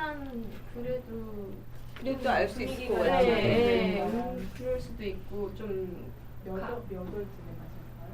저는 여름에 갔거든요. 근데 전혀 몰랐어요. 나중 몇 년 뒤에 알았고 총기 사건이 났으면 조카들이 있었는데 전혀 저희 부모도 그냥 아무렇지 않게 애들 학교 다녔고 우리는 옛날에 수학여행 사고 한 번 났다 그러면 갑자기 그 그쵸. 지역에 네. 수학여행 그러니까. 가치소 뭐 이렇게 되고 그쵸. 그랬는데 신기하네. 세월호 이후로 행사가 없어요. 제주도 안 가요. 제주도 배 타고 가는 건 금지. 아니 맞아. 없어졌어. 그 서울에서 출발하는 그 노선이 아예 없어졌어요. 지금. 시내는 네, 인천에서 가는 배가 없어. 페리가. 맞아. 그 사건이 페리 타려면 있고 목포나 부산으로 가야 네, 되는. 맞아. 근데 그게 또 너무 아무런 영향이 병화가 없는 게 또 안 좋을 수 있는 게 이 여자가 말하는 것처럼 그때도 그렇게 쉽게 내 아들이 총을 구했는데 지금도 너무 그죠. 쉽게 구할 수 있다. 맞아요. 그런 거가 어떻게 보면은 사회적 문제인 거잖아요. 총기 규제에 대한 근데 우리도 변화가 아마 없다 이런 거. 그 세월호 사건 이후에 그렇게 그 불법적으로 증축된 배 이런 거 아직도 그렇지 않을까요? 엄마들이 겁나서 수학여행만 안 보내는 거지 다 근데 개인들만 배와 하는 거. 개인 총기 소지는 좀 약간 케이스가 좀 많이 다를 것 같은데. 어쨌든 사회적인으로 바뀌는 게 아니라 개인들이 알아서 조심하는 거지. 총기 자체를 좀 총기 규제는 어차피 양쪽 원리 자체가 뭐 다 일리가 있는 말이기 때문에 일리가 있다고? 네, 그렇죠 사실. 야, 그러니까 지금 어떻게 생각하느냐에 따라서. 아니, 한국 사회에선 당연히 안 맞는 건데 한쪽이 그쵸. 당연히 일방적인 건데 미국 현재 이제 2018년도에 미국에서는 양쪽 다 말은 이제 일리가 있긴 해요. 예. 사이드 이펙트가 양쪽 어떤 쪽에 손을 들어주더라도 사이드 이펙트는 발생되는 거고 이제 그거는 사회 실험을 할 수는 없는 거잖아요. 그냥 역사가 예. 달라서 그냥 그렇다고 치고 아무튼 뭐 그거는 총기 난사 사건이 없었겠지. 총기 규제가 있었으면. 총기 규제를 한다고 해서 뭐 이제 마약 규제를 한다고 해서 마약 사범이 없는 건 아니잖아요. 정도가 줄어들죠. 줄어들 수는 있겠죠. 네. 예. 줄겠죠. 예. 네. 우리나라에서 총기 난사가 없잖아. 없어요? 총기 난사 없잖아요. 공기총. 공기총 정도? 단발에서 군대 있죠, 군대. 아 군대에서 그러니까 총을 못 맞지 일반인들. 근데 물론 저는 총기 규제해야 된다고 생각하지만 그 반대쪽의 입장에서는 이렇게 얘기하기도 한대요. 그런 지금 미국을 총기 규제를 지금 하면 그러면은 어떻게 지키냐? 총기를 이미 범죄인들은 범죄를 저지르고 싶은 사람들은 총기를 다 구비해가지고 어떤 방식으로든 총기를 구할 텐데 어떻게 일반인들이 그런 총든 사람들한테 있어서 자기들이나 자기 가족을 어떻게 지키냐? 지금 이미 총기가 이만큼 퍼진 사회인데 한꺼번에 다 회수할 수도 없는 노릇이고 라고 얘기를 한대요. 회수를 할 수 없는 게 사실이잖아요. 거의 뭐 지금 거의 화폐만큼 퍼져 있는 게 총기인데 이런 얘기를 하면 내가 동조하는 것 같지만 이런 반대 논리가 있죠. 예. 예. 그래도 노력해야죠. 그래서 뭐 이런 얘기가 있어요. 그래서 총알 값을 아주 비싸게 하면 총기 규제가 될 수 있다. 한 사람 죽이는데 1,000만 원씩 들면 가난한 사람 먼저 죽겠네. 그러면 사제 총알이 나올 거야.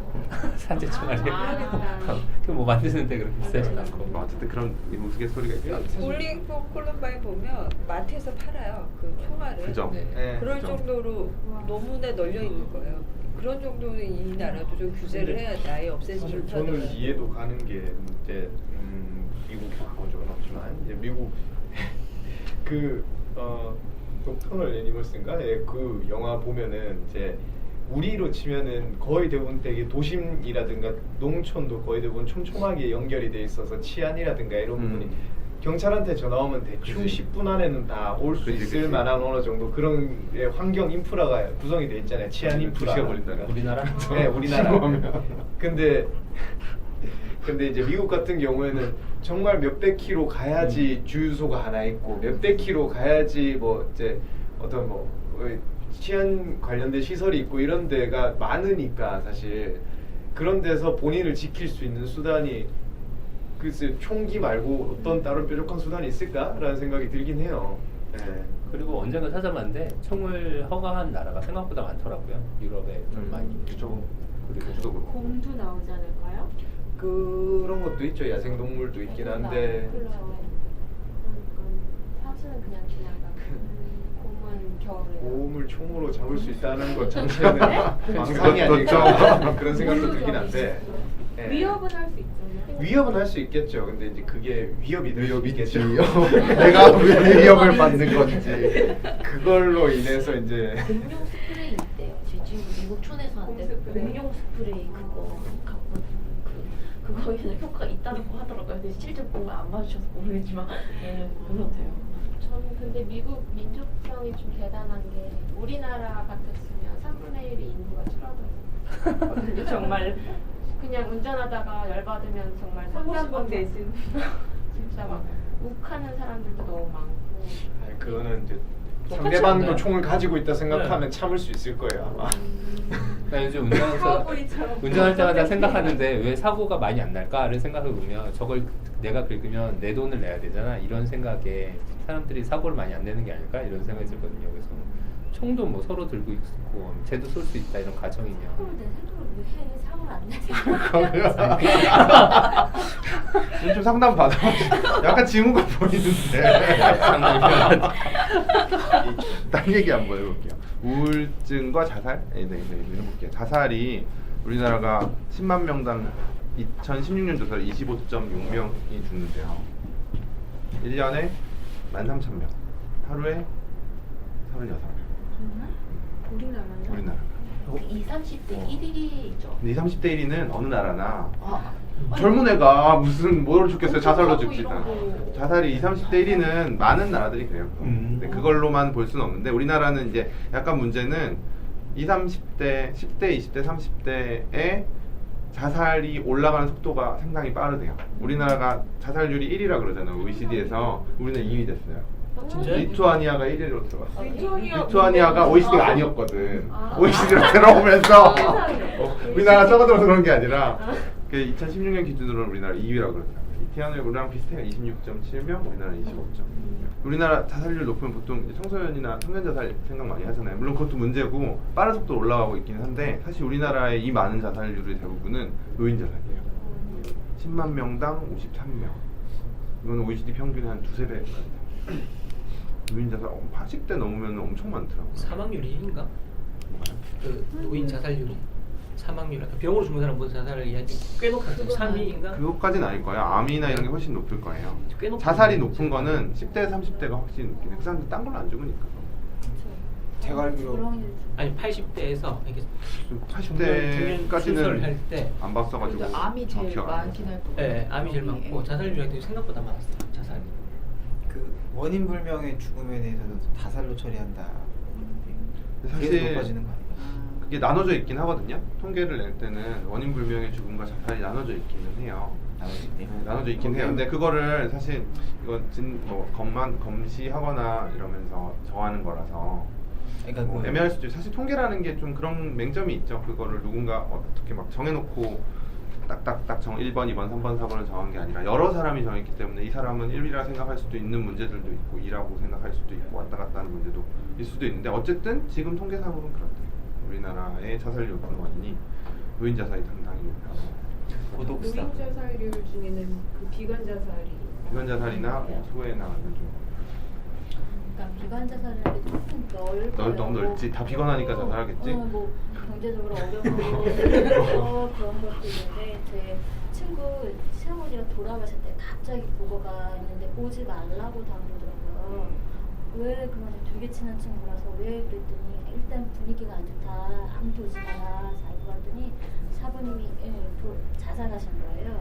근데 그분 자살 이유를 한참 있다가 들었는데 그러니까 정말 사회생활 열심히 하시다가 이제 노년에 이제 지방에 가족들 엄청 많은 그런 군락처럼 많은 데 있잖아요. 집성촌? 다 형제, 뭐 삼촌, 육촌 그런 동네라서 다 잘 아는데도 본인이 이제 생업을 놓고 이제 그냥 노인의 삶으로 살려고 하니 자존심이 되게 많이 좀 저하가 되면서 왜 사람 우울증이 오죠. 생각이 그쵸 그런 게 있더라고요. 그러니까 남들이 보기에는 정말 잘 먹어놓고 자식들 잘 살고 가족들 친척들과 다 너무 잘 사는데 본인은 이게 성이 안 차신 거예요. 그래서 돌아가셨어요.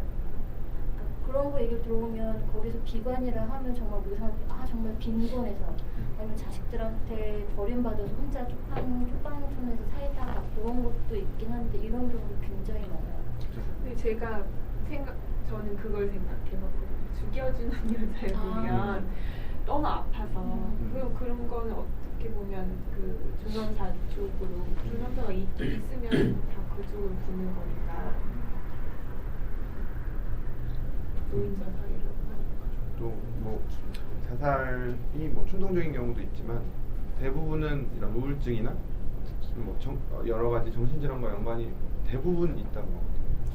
그래서 뭐 우울증이나 이런 양극성 장애 이런 것들로 인한 자살이 되게 많아가지고 저는 이 여자가 나중에 이제 했는 얘기 중에 되게 중요한 게 이런 뇌건강 문제도 사실 다리 아픈거나 심장이 아픈거나 이런 것처럼 정신이 불편한 것도 우리가 그렇게 인식을 해야 되고 쉽게 병원에 갈 수 있어야 되고 가는 거에 대해서 쉽게 상담을 받을 수 있어야 되고 가는 거에 대해서 별로 이상하게 생각하지 않아야 된다. 사회가 그렇게 만들어줘야 된다 라고 얘기를 하는 건 되게 공감 가는 부분이었어요. 제가 얼마 전에 미국에 사는 언니를 만났는데 언니가 한 얘기가 미국 사람들은 정말 정신과를 안 가는 사람이 없다고 그러더라고요. 되게 그냥 병원 가는 것처럼 되게 가고 서로 어디가 괜찮더라 이렇게 소개시켜주고 다 그런 것들 우리나라는 되게 정신과 가면 아직까지 조금 바뀌긴 그죠. 했는데 좀 이상하게 보고 아직 좀 정신 문제 있나고 이렇게 보는데 또 사회가 좀 다르기는 그래서 내가 물어보고 싶었던 게 그거예요. 미국은 우리가 알기로는 그 정신과나 정신 건강에 대해서 별로 거부감 없이 가는 걸로 알고 있는데 이분은 왜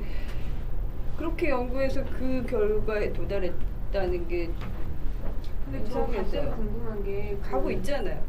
아들의 이름이 뭐죠? 딜런이 우울증 그러니까 살아있을 때 우울증이다라고 이렇게 진단받지 않았어요. 안 했죠. 근데 그런 건 나중에 있었어요. 그 일기나 이런 것들을 보니까 그런 건 있었고 근데 이 사람이 이제 그 아까 무슨 프로그램도 받고 이랬잖아요. 거기는 뭐 상담사들도 만나야 되고 그 실제로 쟤는 정신과 치료를 받았대요. 저기는 그 에릭은 정신과 약을 먹었다고 했으니까 정신과 치료를 받았으니까 약을 먹었고 근데 그런 데서도 효과적으로 나았다고 판정을 받았고 그 친구는 얘는 상담을 받았더니 그런 얘기를 해봤더니 뭐 정신과까지는 판단 안 가도 되겠다. 이렇게 받았다는. 저는 그 자살의 준비 단계를 생각해봤거든요. 일단 폭탄을 이렇게 설치할 걸 준비했다고 하잖아요. 그러니까 얘가 약간 완벽주의자고 불안이 많은 애고 뭔가 뭔가 내 기대치는 높은데 뭐 친구들한테 인정을 못 받을 때 되게 수치스러워했을 거고 그 불만이 많아졌을 거고 그럼 그때마다 어떤 그걸 해소할 수 있는 게 필요했을 거고 그럴 때 그냥 장난처럼 여기 에릭하고 어울리면서 폭탄을 만들어 보는 거지. 그러면서 해소가 되는 거야. 그 자기가 받은 상처가.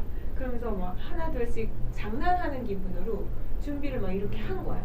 근데 실제로 할 거라고는 생각 못 했는데 에릭이 굉장히 충동적이잖아요. 그러니까 만약에 그랬다면 엄마가 모를 수도 있지 않았을까요? 근데 아까 뭐지? 자살하고 싶다고 얘기했어요. 철저히 계속 계획했어요. 했었고 계획하고 근데 실제로 그랬다고 하지 않았어요? 얘기 많이 써요. 그쵸. 계획을 하는 거는 뭐 비디오로 자기들이 다 남겨놨어요. 그러니까 그거를 약간 실제 애들이 수동적으로 장난처럼 네. 그건 장난처럼은 아니었을 것 같아요. 엄마가 얘기를 해요. 애기는 완벽주의자이기 때문에. 그러니까. 예. 그러니까 그런 걸 재미로 하는 사람이 아니에요. 걔는 그러니까 완벽주의자이기 그게 때문에. 해소가 되니까 자기 엄마들 그 만나. 불편한 마음 그게 꼭 실행은 아니었을 거다. 그래서 그렇게 중증의 우울증이 아니었다면 엄마가 모를 수도 있지 않았을까. 근데 이걸 왜 병증으로 이렇게 생각을 하지? 만약에 그렇지 않을 수도 있잖아요. 그죠?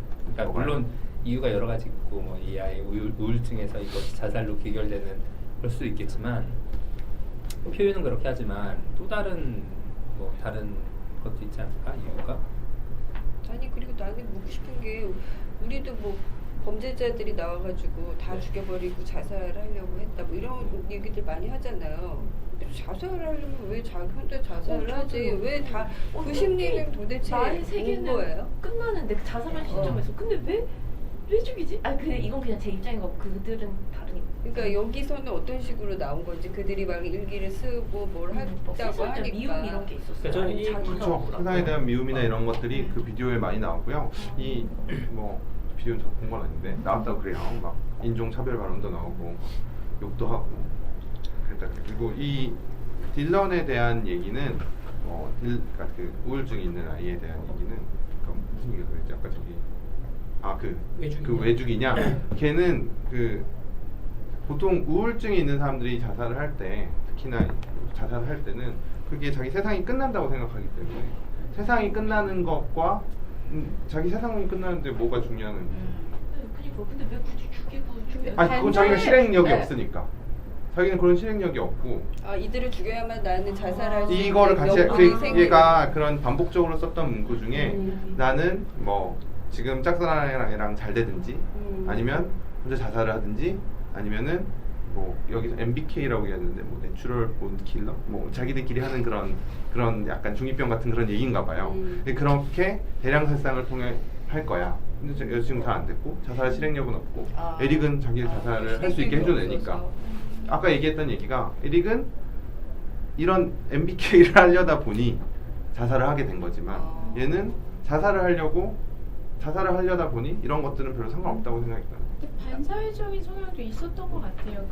이거 전에 아예 없다고 볼 수는 없겠죠. 차를 이렇게 해서 뭐 전기 뭐 이렇게 훔치고 뭐 이런 거 그리고 뭐 왕따를 당해서 약간 그런 거에 불만을 크고 총기 난사했다 그런 것들을 보면 우울증만은 아닌 것 같아요. 미국 할렘에서는 굉장히 흔한 이슈 아닙니까? 어떤 우울증이 되게 심각하게 되면 아무것도 안 중요한 거죠. 내가 죽고 싶은 것만 딱 남아 있는 거죠. 그래서 그런 것들이 정신 건강이 아주 나쁜 상태, 내지는 정신 건강적 응급 상태라는 것들이라고 생각을 해요.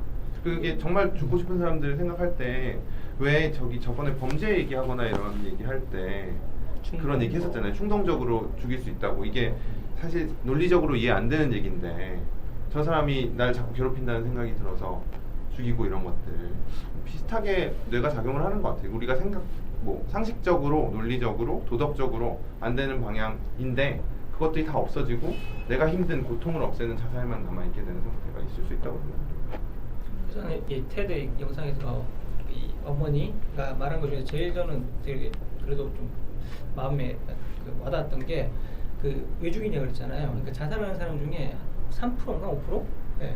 가 같이 남을 죽이고 같이 죽는데 자살 살인 퍼센트가 이게 정확하게 3%인지 5%인지 모르겠는데 근데 자살률이 점점 올라가잖아요.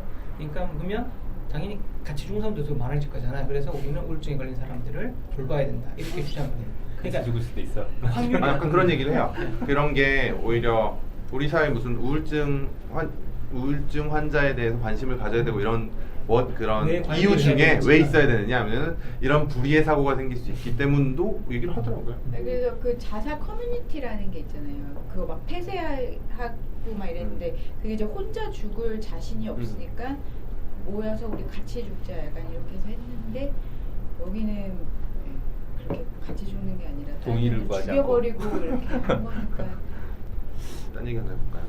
너무 우울한 얘기를 뭐 근데 신나는 얘기 해야 되나? 궁금한 게 그때 아까 태상님께서 그 자녀의 개입? 개입을 하고 이런 거 정말 싫어하신다고 했잖아요. 그건 정말 하면 안 된다. 만약에 신선해요. 네? 만약에 자녀가 그렇게 생각을 뭔가 하고 있지만. 약간 이상한 징후가 보여. 막 학교 갔다 왔더니 애가 안 그러는데 갑자기 막 눈이 빵떡 아무 말도 안 하고 밥도 안 먹고 막 있고 막 세상 우울한 게 막 느껴져. 근데 뭐 물어보면 더 대답도 안 할 것 같고 이거 있잖아요.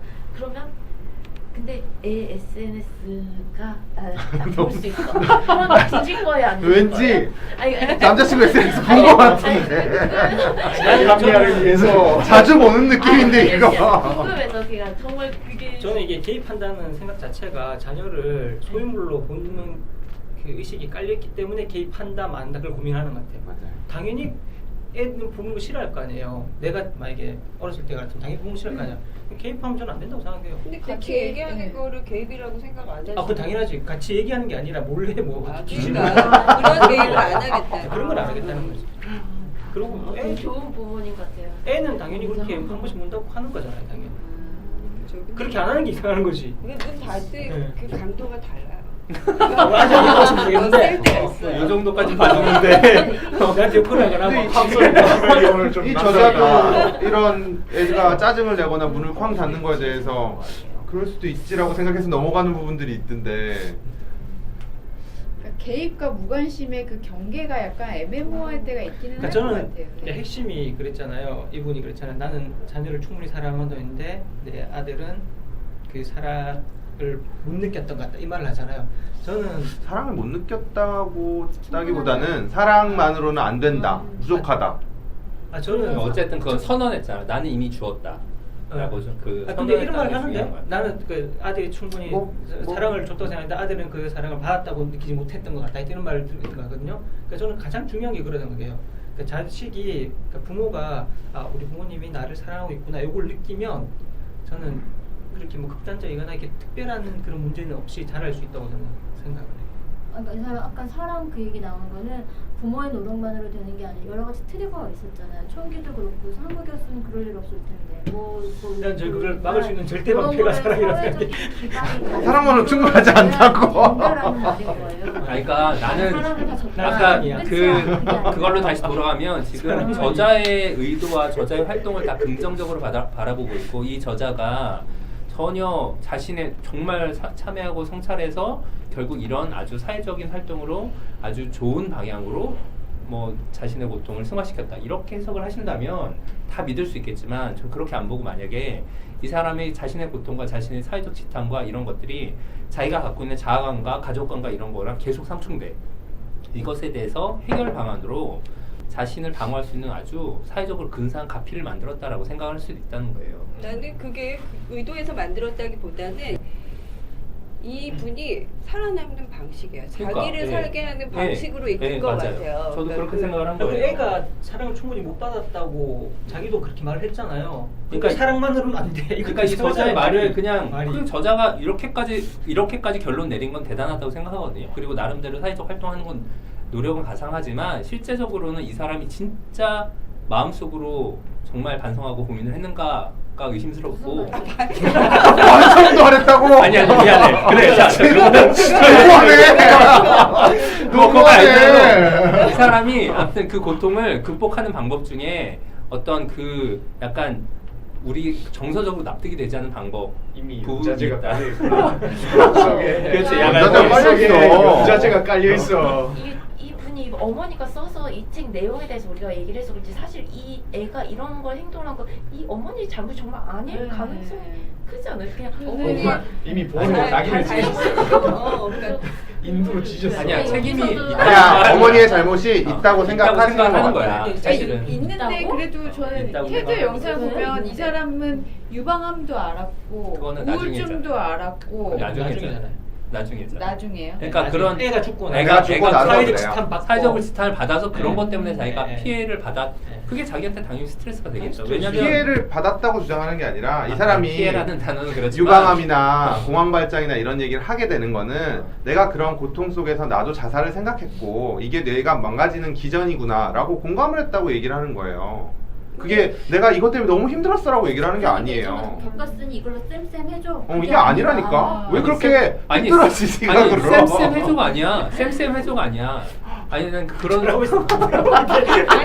엄마가 어떻게 하면 속이 시원하겠어. 문자재가 깔려 있어. 뭐 할까? 뭐 무릎 꿇고 초대 있는 게 해결책은 사실은 아니에요. 그러니까 나는 그게 더 이상? 아니 네. 그런 의미가 아니야. 그런 의미가 아니야. 나는 이 사람의 이거 참 이거는 되게 미묘한 결이에요. 되게 미묘한 거야. 왜냐면 이거는 이 사람의 활동을 부정하는 게 아니거든요. 그리고 이렇게까지 해서 노력한다는 것도 인정을 하는데 그 사람이 어떤 행동을 할 때 있잖아요. 어떤 행동을 할 때 똑같은 좋은 결과가 나왔다 하더라도 그 내면의 욕구 혹은 그렇게 행동하게 되는 그 근본적 에너지는 뭘까에 대한 생각을 했을 때 저는 이 에너지가 이 사람은 자신을 보호하고 자신의 상처를 극복하는데 자기를 놓지 않고 극복하는 방법으로 이걸 진행시켜왔다고 생각하거든요. 그것도 뭐 일리는 있는데 놓아야 이게 반성이에요? 잠깐만. 근데 여기서 놓지 않는다는 맞아요. 것이 어머니로서의 어떤 진정한 자식에 대한 공감이나 자신의 육아법, 교육법에 대한 그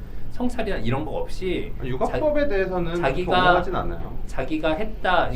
그러니까 이미 전제 자기는 과거의 어떤 행동에 대해서 실수는 있었지만 잘못한 건 없다라는 그런 식의 접근이 먼저 들어갔다고 생각해요. 아니요. 그래서 금방 얘기하신 거는 읽다 보면은 자기가 자기 아이에 대해서 잘 몰랐었던 것 때문에 주변에 그런 사람이 있어서 너네 애들한테 잘 봐라. 너네들 조금 그게 왜 이렇게 피상적으로 읽냐고요. 이게 그렇게 아니라고. 전제는 종훈 쌤은 지금 제가 있다고 생각하니까 아니야. 네, 그러니까 그 얘기를 방송도 하는 거야. 필요하고 그치. 무릎도 꿇어야 되고 이러는데 진정한 제가 없다고 보는 입장에서는 아니야, 이 그게 기대가 필요 없는 거예요. 사랑을 준다는 건 사랑을 정말 내가 사랑을 줬는데 왜 넌 못 받아들이니가 아니라 사랑은 느낄 때까지 주는 거지. 그리고 느꼈다라는 걸 내가 확인을 받지 않으면 사랑 줬다는 걸 어떻게 알아요? 근데 주는 과정에 애가 이런 일을 저질렀을 수도 있잖아요. 그러니까 그게 그 자기 육아의 생각이잖아요. 과정에 그건 엄마가 자기가 줬다고 생각을 하는 거고 스타프도 사람도 또 생각할 거야. 10몇 년 동안의 그 피드백이 여기 그렇게 사람 없었다. 나오는데 있어요. 그러니까 10몇 년 동안 아이를 키우면서 얘 이상 징후를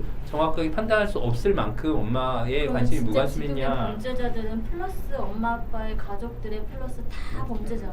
옛날에는 훨씬 더 심했죠. 옛날에는 무슨 야 너네 아빠 뭐 하시니? 막 이렇게 물어봤잖아. 너가 혹시 뭐 하시나? 다 이렇게 아니 그게 물어봤잖아. 아니라 그게 잘못된 거잖아. 여기서도 여기 처음에 추천사에 쓴 사람이 어떤 사람이요? 남글 추천서 읽어주려고 그랬는데. 저도요. 얘기하세요. 읽고 싶은 게 있어요 하나. 어. 이거 나중에. 읽어주세요. 아니 저는 이 책 안 읽었는데 그냥 이 추천사를 보고 읽으신 분이 어떻게 생각을 한지 알겠는데 이거는 그냥 제가 그냥 이것만 봤거든요. 네. 아니 이게 이 박찬욱 영화 감독이 추천사 쓴 거에서 제가 말씀드릴게요. 이제 이분이 뭐 자기는 이 사건을 이해할 수 없다, 이걸 정말 이해할 수 없다는 가정을 하고 이걸 읽었고 이걸 다 읽고 나서도 이걸 이 애에 대해서 이해할 수 없는 걸 알겠다. 그리고 나서 악마를 어찌 이해하겠나. 그러니 우리가 이 책에서 건질 건 오직 엄마다. 이토록 경건한 무기력이 어디 있을까? 이토록 숭고한 실패가 또 있을까? 가능성의 끝까지 파본 사람만이 진정으로 가질 자격이 있는 절망. 악마가 되어버린 아들을 이해해보려고 하는 이 피눈물 나는 헛수고 앞에서 나는 상과 웃깃을 엽니다. 이렇게 썼거든요. 그러니까 우리가 이 예에 대해서 아까 말씀하셨듯이 알 수 없다, 알 수 없다. 이거는 알고 이 사회적 누가 나가서 얘기를 하는 그런 일반적인 주장과 똑같다는 거 알아요. 근데 이 사람 이분들이 감동을 받은 지점은 이 분이 직접 그걸 겪고 진짜 절망 끝까지 이 사건을 파고 난 이후에 그 말을 하는 것에 대한 그것에 대한 감동이 있는 것 같아요. 그쵸. 이게 무슨 말인지 그러니까 정확히 이해가 안 알아들었어요. 돼요. 그것 때문에 제가 이 추천서 보고 좀 이거 읽어보고 싶다 이런 생각이 드는 그런 지점이 있고요. 그러니까 엄마로서 남들이 다 네. 내 아들 나쁘대. 그럼 나도 편해요. 그래 내가 내 아들 나빠. 나도 당신들한테 동의해. 그러고 끝나면 솔직히 조용해요. 잘못했다고 생각하는 것보다 하는데 엄마로서 그러진 않은 거야. 생각해보니 처음엔 나쁘다고 했는데 또 지나고 여러 가지 곱씹어보니 그래도 내 아들이라 내가 사랑스러운 아들인 거야. 그러니까 이분의 생각은 그런 거예요. 처음에는 사회 얘기처럼 내 아들 나쁜 놈이고 정말 못된 놈인데 생각을 해보고 여러 개 같이 해봤더니 이해를 하려고 노력을 했더니 네 아들도 이해가 가고 그 안에 내 잘못도 있었고 얘기하신 것처럼 못 알아듣고 그 전에 항상 내가 그 아들을 건질 수 있었는데 그때 못했던 것도 그런 내용이 계속 나오는 이유가 그거거든요. 그런 하나의 건질 수 있는 찬스로 놓쳤다. 그런 걸로. 그런데도 불구하고 내 아들이 소중하고 사랑스럽다라는 깨달음을 알면서 그럼 이런 일이 있지 않게 하려면 어떻게 하려는가에 대한 시도 중에 여러 가지 중에 하나가 지금 이런 내용이거든요. 그러니까 막 그런 게 있다고 없다고 하면 봤거든요. 끝이지. 그 테드 영상을 봤을 때 그러니까 이런 얘기는 근데 이제 먼저 사과하고 시작하지 않았어요? 그러니까 사과하고 문제가 아니라 이런. 그래서 어떻게 그러니까 나는 이런 경우 없고 이제 나는 이렇게 성찰을 했고 반성을 했고 그래서 테드를 이제 괜히 이걸 보여줬네. 막기 위해서 뭘 어떻게 테드를 해야 괜히 되는지 보여줬어. 어쩌자는 건지는 저는 전혀 공감이 안 됐는데 그 영상이 조금 네. 그래. 그리고 저는 이런 것들에 대해서 막 박찬욱 감독도 막 그런 얘기했지만 저는 여기서 그 특별한 이벤트는 다 제가 하고 일반적으로 일반화 시켜서 저는 많이 된다고 생각하거든요. 이분이니까 뭐 살인자의 총인한 사람 엄마가 아니라고 그냥 일반적인 엄마에서 이런 얘기를 했다면 아무도 공감을 못했을 것 같은데 제 그죠? 생각에는. 그죠. 본인이 겪었으니까 공감되는 게 있다. 근데 저는 이 책을 안 봐서 되게 디테일하게 이 사람이 어떤 기조로 해서 그러니까 그런 거를 뭐 영상만 봐서 자세하게는 모르겠지만 그래도 이 가해자의 엄마라는 거기 때문에 이 사람이 나는 죄인이다, 나는 뭐 정말 나쁘게 양육을 했다. 그러니까 그렇게만 볼 수는 없을 것 같아요. 그래서 저는 그런 걸 보고 싶었어요. 이 어떤 부분에서 이게 되게 이렇게 와닿았는지 저한테 와닿았던 거요? 주제 선정하게 됐는지 저는 이제 주제를 선정한 건 사실 뭐 얘기해 볼 거리가 많아서 선정한 게 있고요. 제가 이 책이 되게 좀 감정적으로는 좀 읽기 힘들었었는데 이 책을 읽으면서 이 분이 계속 생각을 하면서 끝까지 자기 자식에 대한 사랑을 절대로 안 놓거든요. 되게 모두가 비난하는 상황에서도 끝까지 안 놓더라고요. 그게 되게 자식이면 다 그렇지 않아요? 그러니까요. 아니, 그게 나도 안 될 것 같아. 근데 그게 저는 물론 자식이 없으니까 얘기는 안 하잖아요. 자식을 안 사랑할 수도 있지.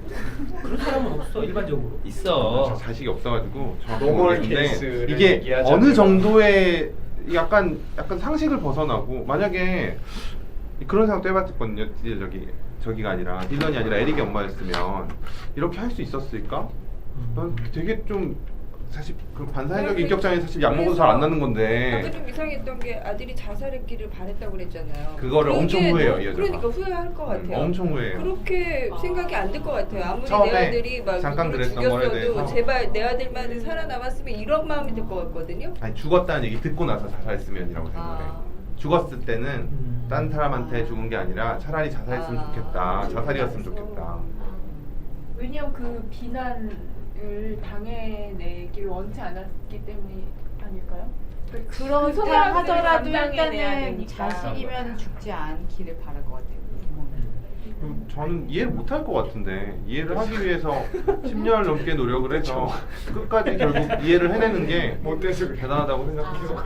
그 힘든 상황에서 사실 이거 사람이 겪지 못할 평생 가도 한 번도 겪지 못할 어마어마한 상황이잖아요. 그냥 방구석에 처박혀 있을 수도 있는데 그리고 이 여자도 자살 생각을 여러 번 하거든요. 처음에 이런 일이 있을 때 남편이랑 우리 둘이 죽어버릴까 이런 생각도 하는데 그거를 넘어서 어떤 결론도 내고 끝까지 끌고 가면서도 결국 자기 아들에 대한 사랑도 끝까지 안 놓았고 그게 되게 대단한 것 같아요. 네, 뭐 정리하면 제가 한 가지 얘기해주고 싶은 건 우리가 보통 이런 범죄가 있을 때 부모 탓이라고 생각을 많이 하잖아요. 부모가 문제가 있을 거라고 생각을 하고 그게 하는 이유가 이게 이제 이 사람이 아니라 해설 쓴 사람이 해준 얘기인데 해설 쓴 어떤 정신과 의사가 한 얘기인데 그렇게 생각하면 우리 집에서는 아이가 그런 나쁜 짓을 하지 않거나 이런 재앙을 겪을 위험이 없다고 안심할 수 있기 때문에 그런 생각을 한다는 거죠. 근데 그런 착각을 본인도 했다는 거예요. 이 사람이 이 부부를 만나기 전에 문제점이 있을 거라고 생각하고 만났어요. 오히려 만나면서도 문제점을 금방 알 수 있을 거라고 생각했어요. 나는 전문가니까 이 사람들 만나면 문제점 금방 알 수 있을 거야. 그리고 얘기를 하는 중간에는 이게 분명히 잘못된 육아의 사례가 될 수 있을 거고 부모의 얘기를 듣다 보면 뚜렷한 실수가 숱하게 드러날 거라고 생각을 했고 심지어는 속으로 얘네가 마음에 안 들었으면 좋겠다는 생각도 했다는 거예요. 근데 막상 만나고 보니까 이 사람은 어느 정상 가정에서도 일어났을 수 있을 법한 일인 것 같다는 생각이 들었다는 거죠. 예측하거나 알아본다는 건 불가능하고 그래서 이 여자가 결국 쓰고 싶던 얘기는 이 해설에서 이 여자가 하고 싶은 얘기를 하는 거는 내 자식을 내가 모를 수 있다 아니면 아는 게 좀 불가능할 수도 있다 라는 얘기거든요. 저는 이것도 되게 공감이 되더라고요. 금방 그 해서 추천자 썼던 사람이 그 사람들을 만나려고 했던 거는 부모와 다른 아이들이라는 거에 대한 맞아요. 논문을 쓰려고 했던 거예요. 그러니까 이게 흔하지 않다. 부모와 자식을 동일시하는 거. 그러니까 부모가 좋은 사람이라고 똑같이 좋은 아이를 키워낼 수 없고 부모가 나쁘다고 해서 무조건 부모와 똑같이 나쁜 아이가 나오는 게 아닐 수도 있다라는 그런 거에 대한 논문이었던 것 같아요. 그러니까 조금 연자들이 그런 거 좀. 뭐 시간이 없으니까. 네. 얘기 많이 하신 분 빼고 얘기 안 하신 분들만 소감을 얘기하고 끝내도록 합시다. 하기님 한마디 해주세요. 네. 저는 자식에 대한 관심을 깊게 가져야 될 것 같다는 생각이 듭니다. 소유물이 아니라고 뭐 이렇게 할 수도 있는데 그거를 뭐 적극적으로 개입하는 게 아니라 그거에 대한 정보를 수집하는 정도는 가지고 있다가 변화가 있을 때 눈치챌 정도의 레벨은 돼야 되지 않을까 이런 생각이 좀 들었어요. 재밌었습니다. 4명만 찍어야지 내가. 책을 안 읽어봐서 제가 좀 틀릴 수도 있는데 저는 그래도 막 되게 훌륭한 아들이 있다고 부모까지 되게 우리가 치켜세우고 이 부모가 정말 훌륭한 사람이 막 이렇게 안 하는 것처럼 이런 자식을 가진 부모라고 우리가 너무 죄인으로만 보는 것도 이 사람은 반성을 했다고 생각을 하고 저는 그 시간을 가졌다고 생각을 하기 때문에 그래도 저는 용기 있는 사람이고 어떤 좀 그래도 발전지향적으로 본인이 살기 위해서 나왔다 하더라도 그렇게 가지 않을까 않았나 그래도 의미가 있지 않나 그런 생각은 좀 들어요. 조금 얘기했지 몰랐어. 저는 이 좋은 것 책이 같아, 베스트셀러일 때 조금 뭔 생각으로 저렇게 많은 가해자 엄마라고 읽질 않고요. 근데 이제 지금 아직도 읽지 않고 대충 리뷰 보고 이렇게 얘기하는 거 들어보니까 굳이 이 사람이 사과할 일일까? 솔직히 어느 부모님에서 그러니까 뭐 영향은 좀 끼치긴 하겠지만 그거는 자식 본인의 몫이라고 생각해요. 그러니까 굳이 부모님의 영향이 아니라 몫이 아니라고 생각하는 좀 읽어보고 싶은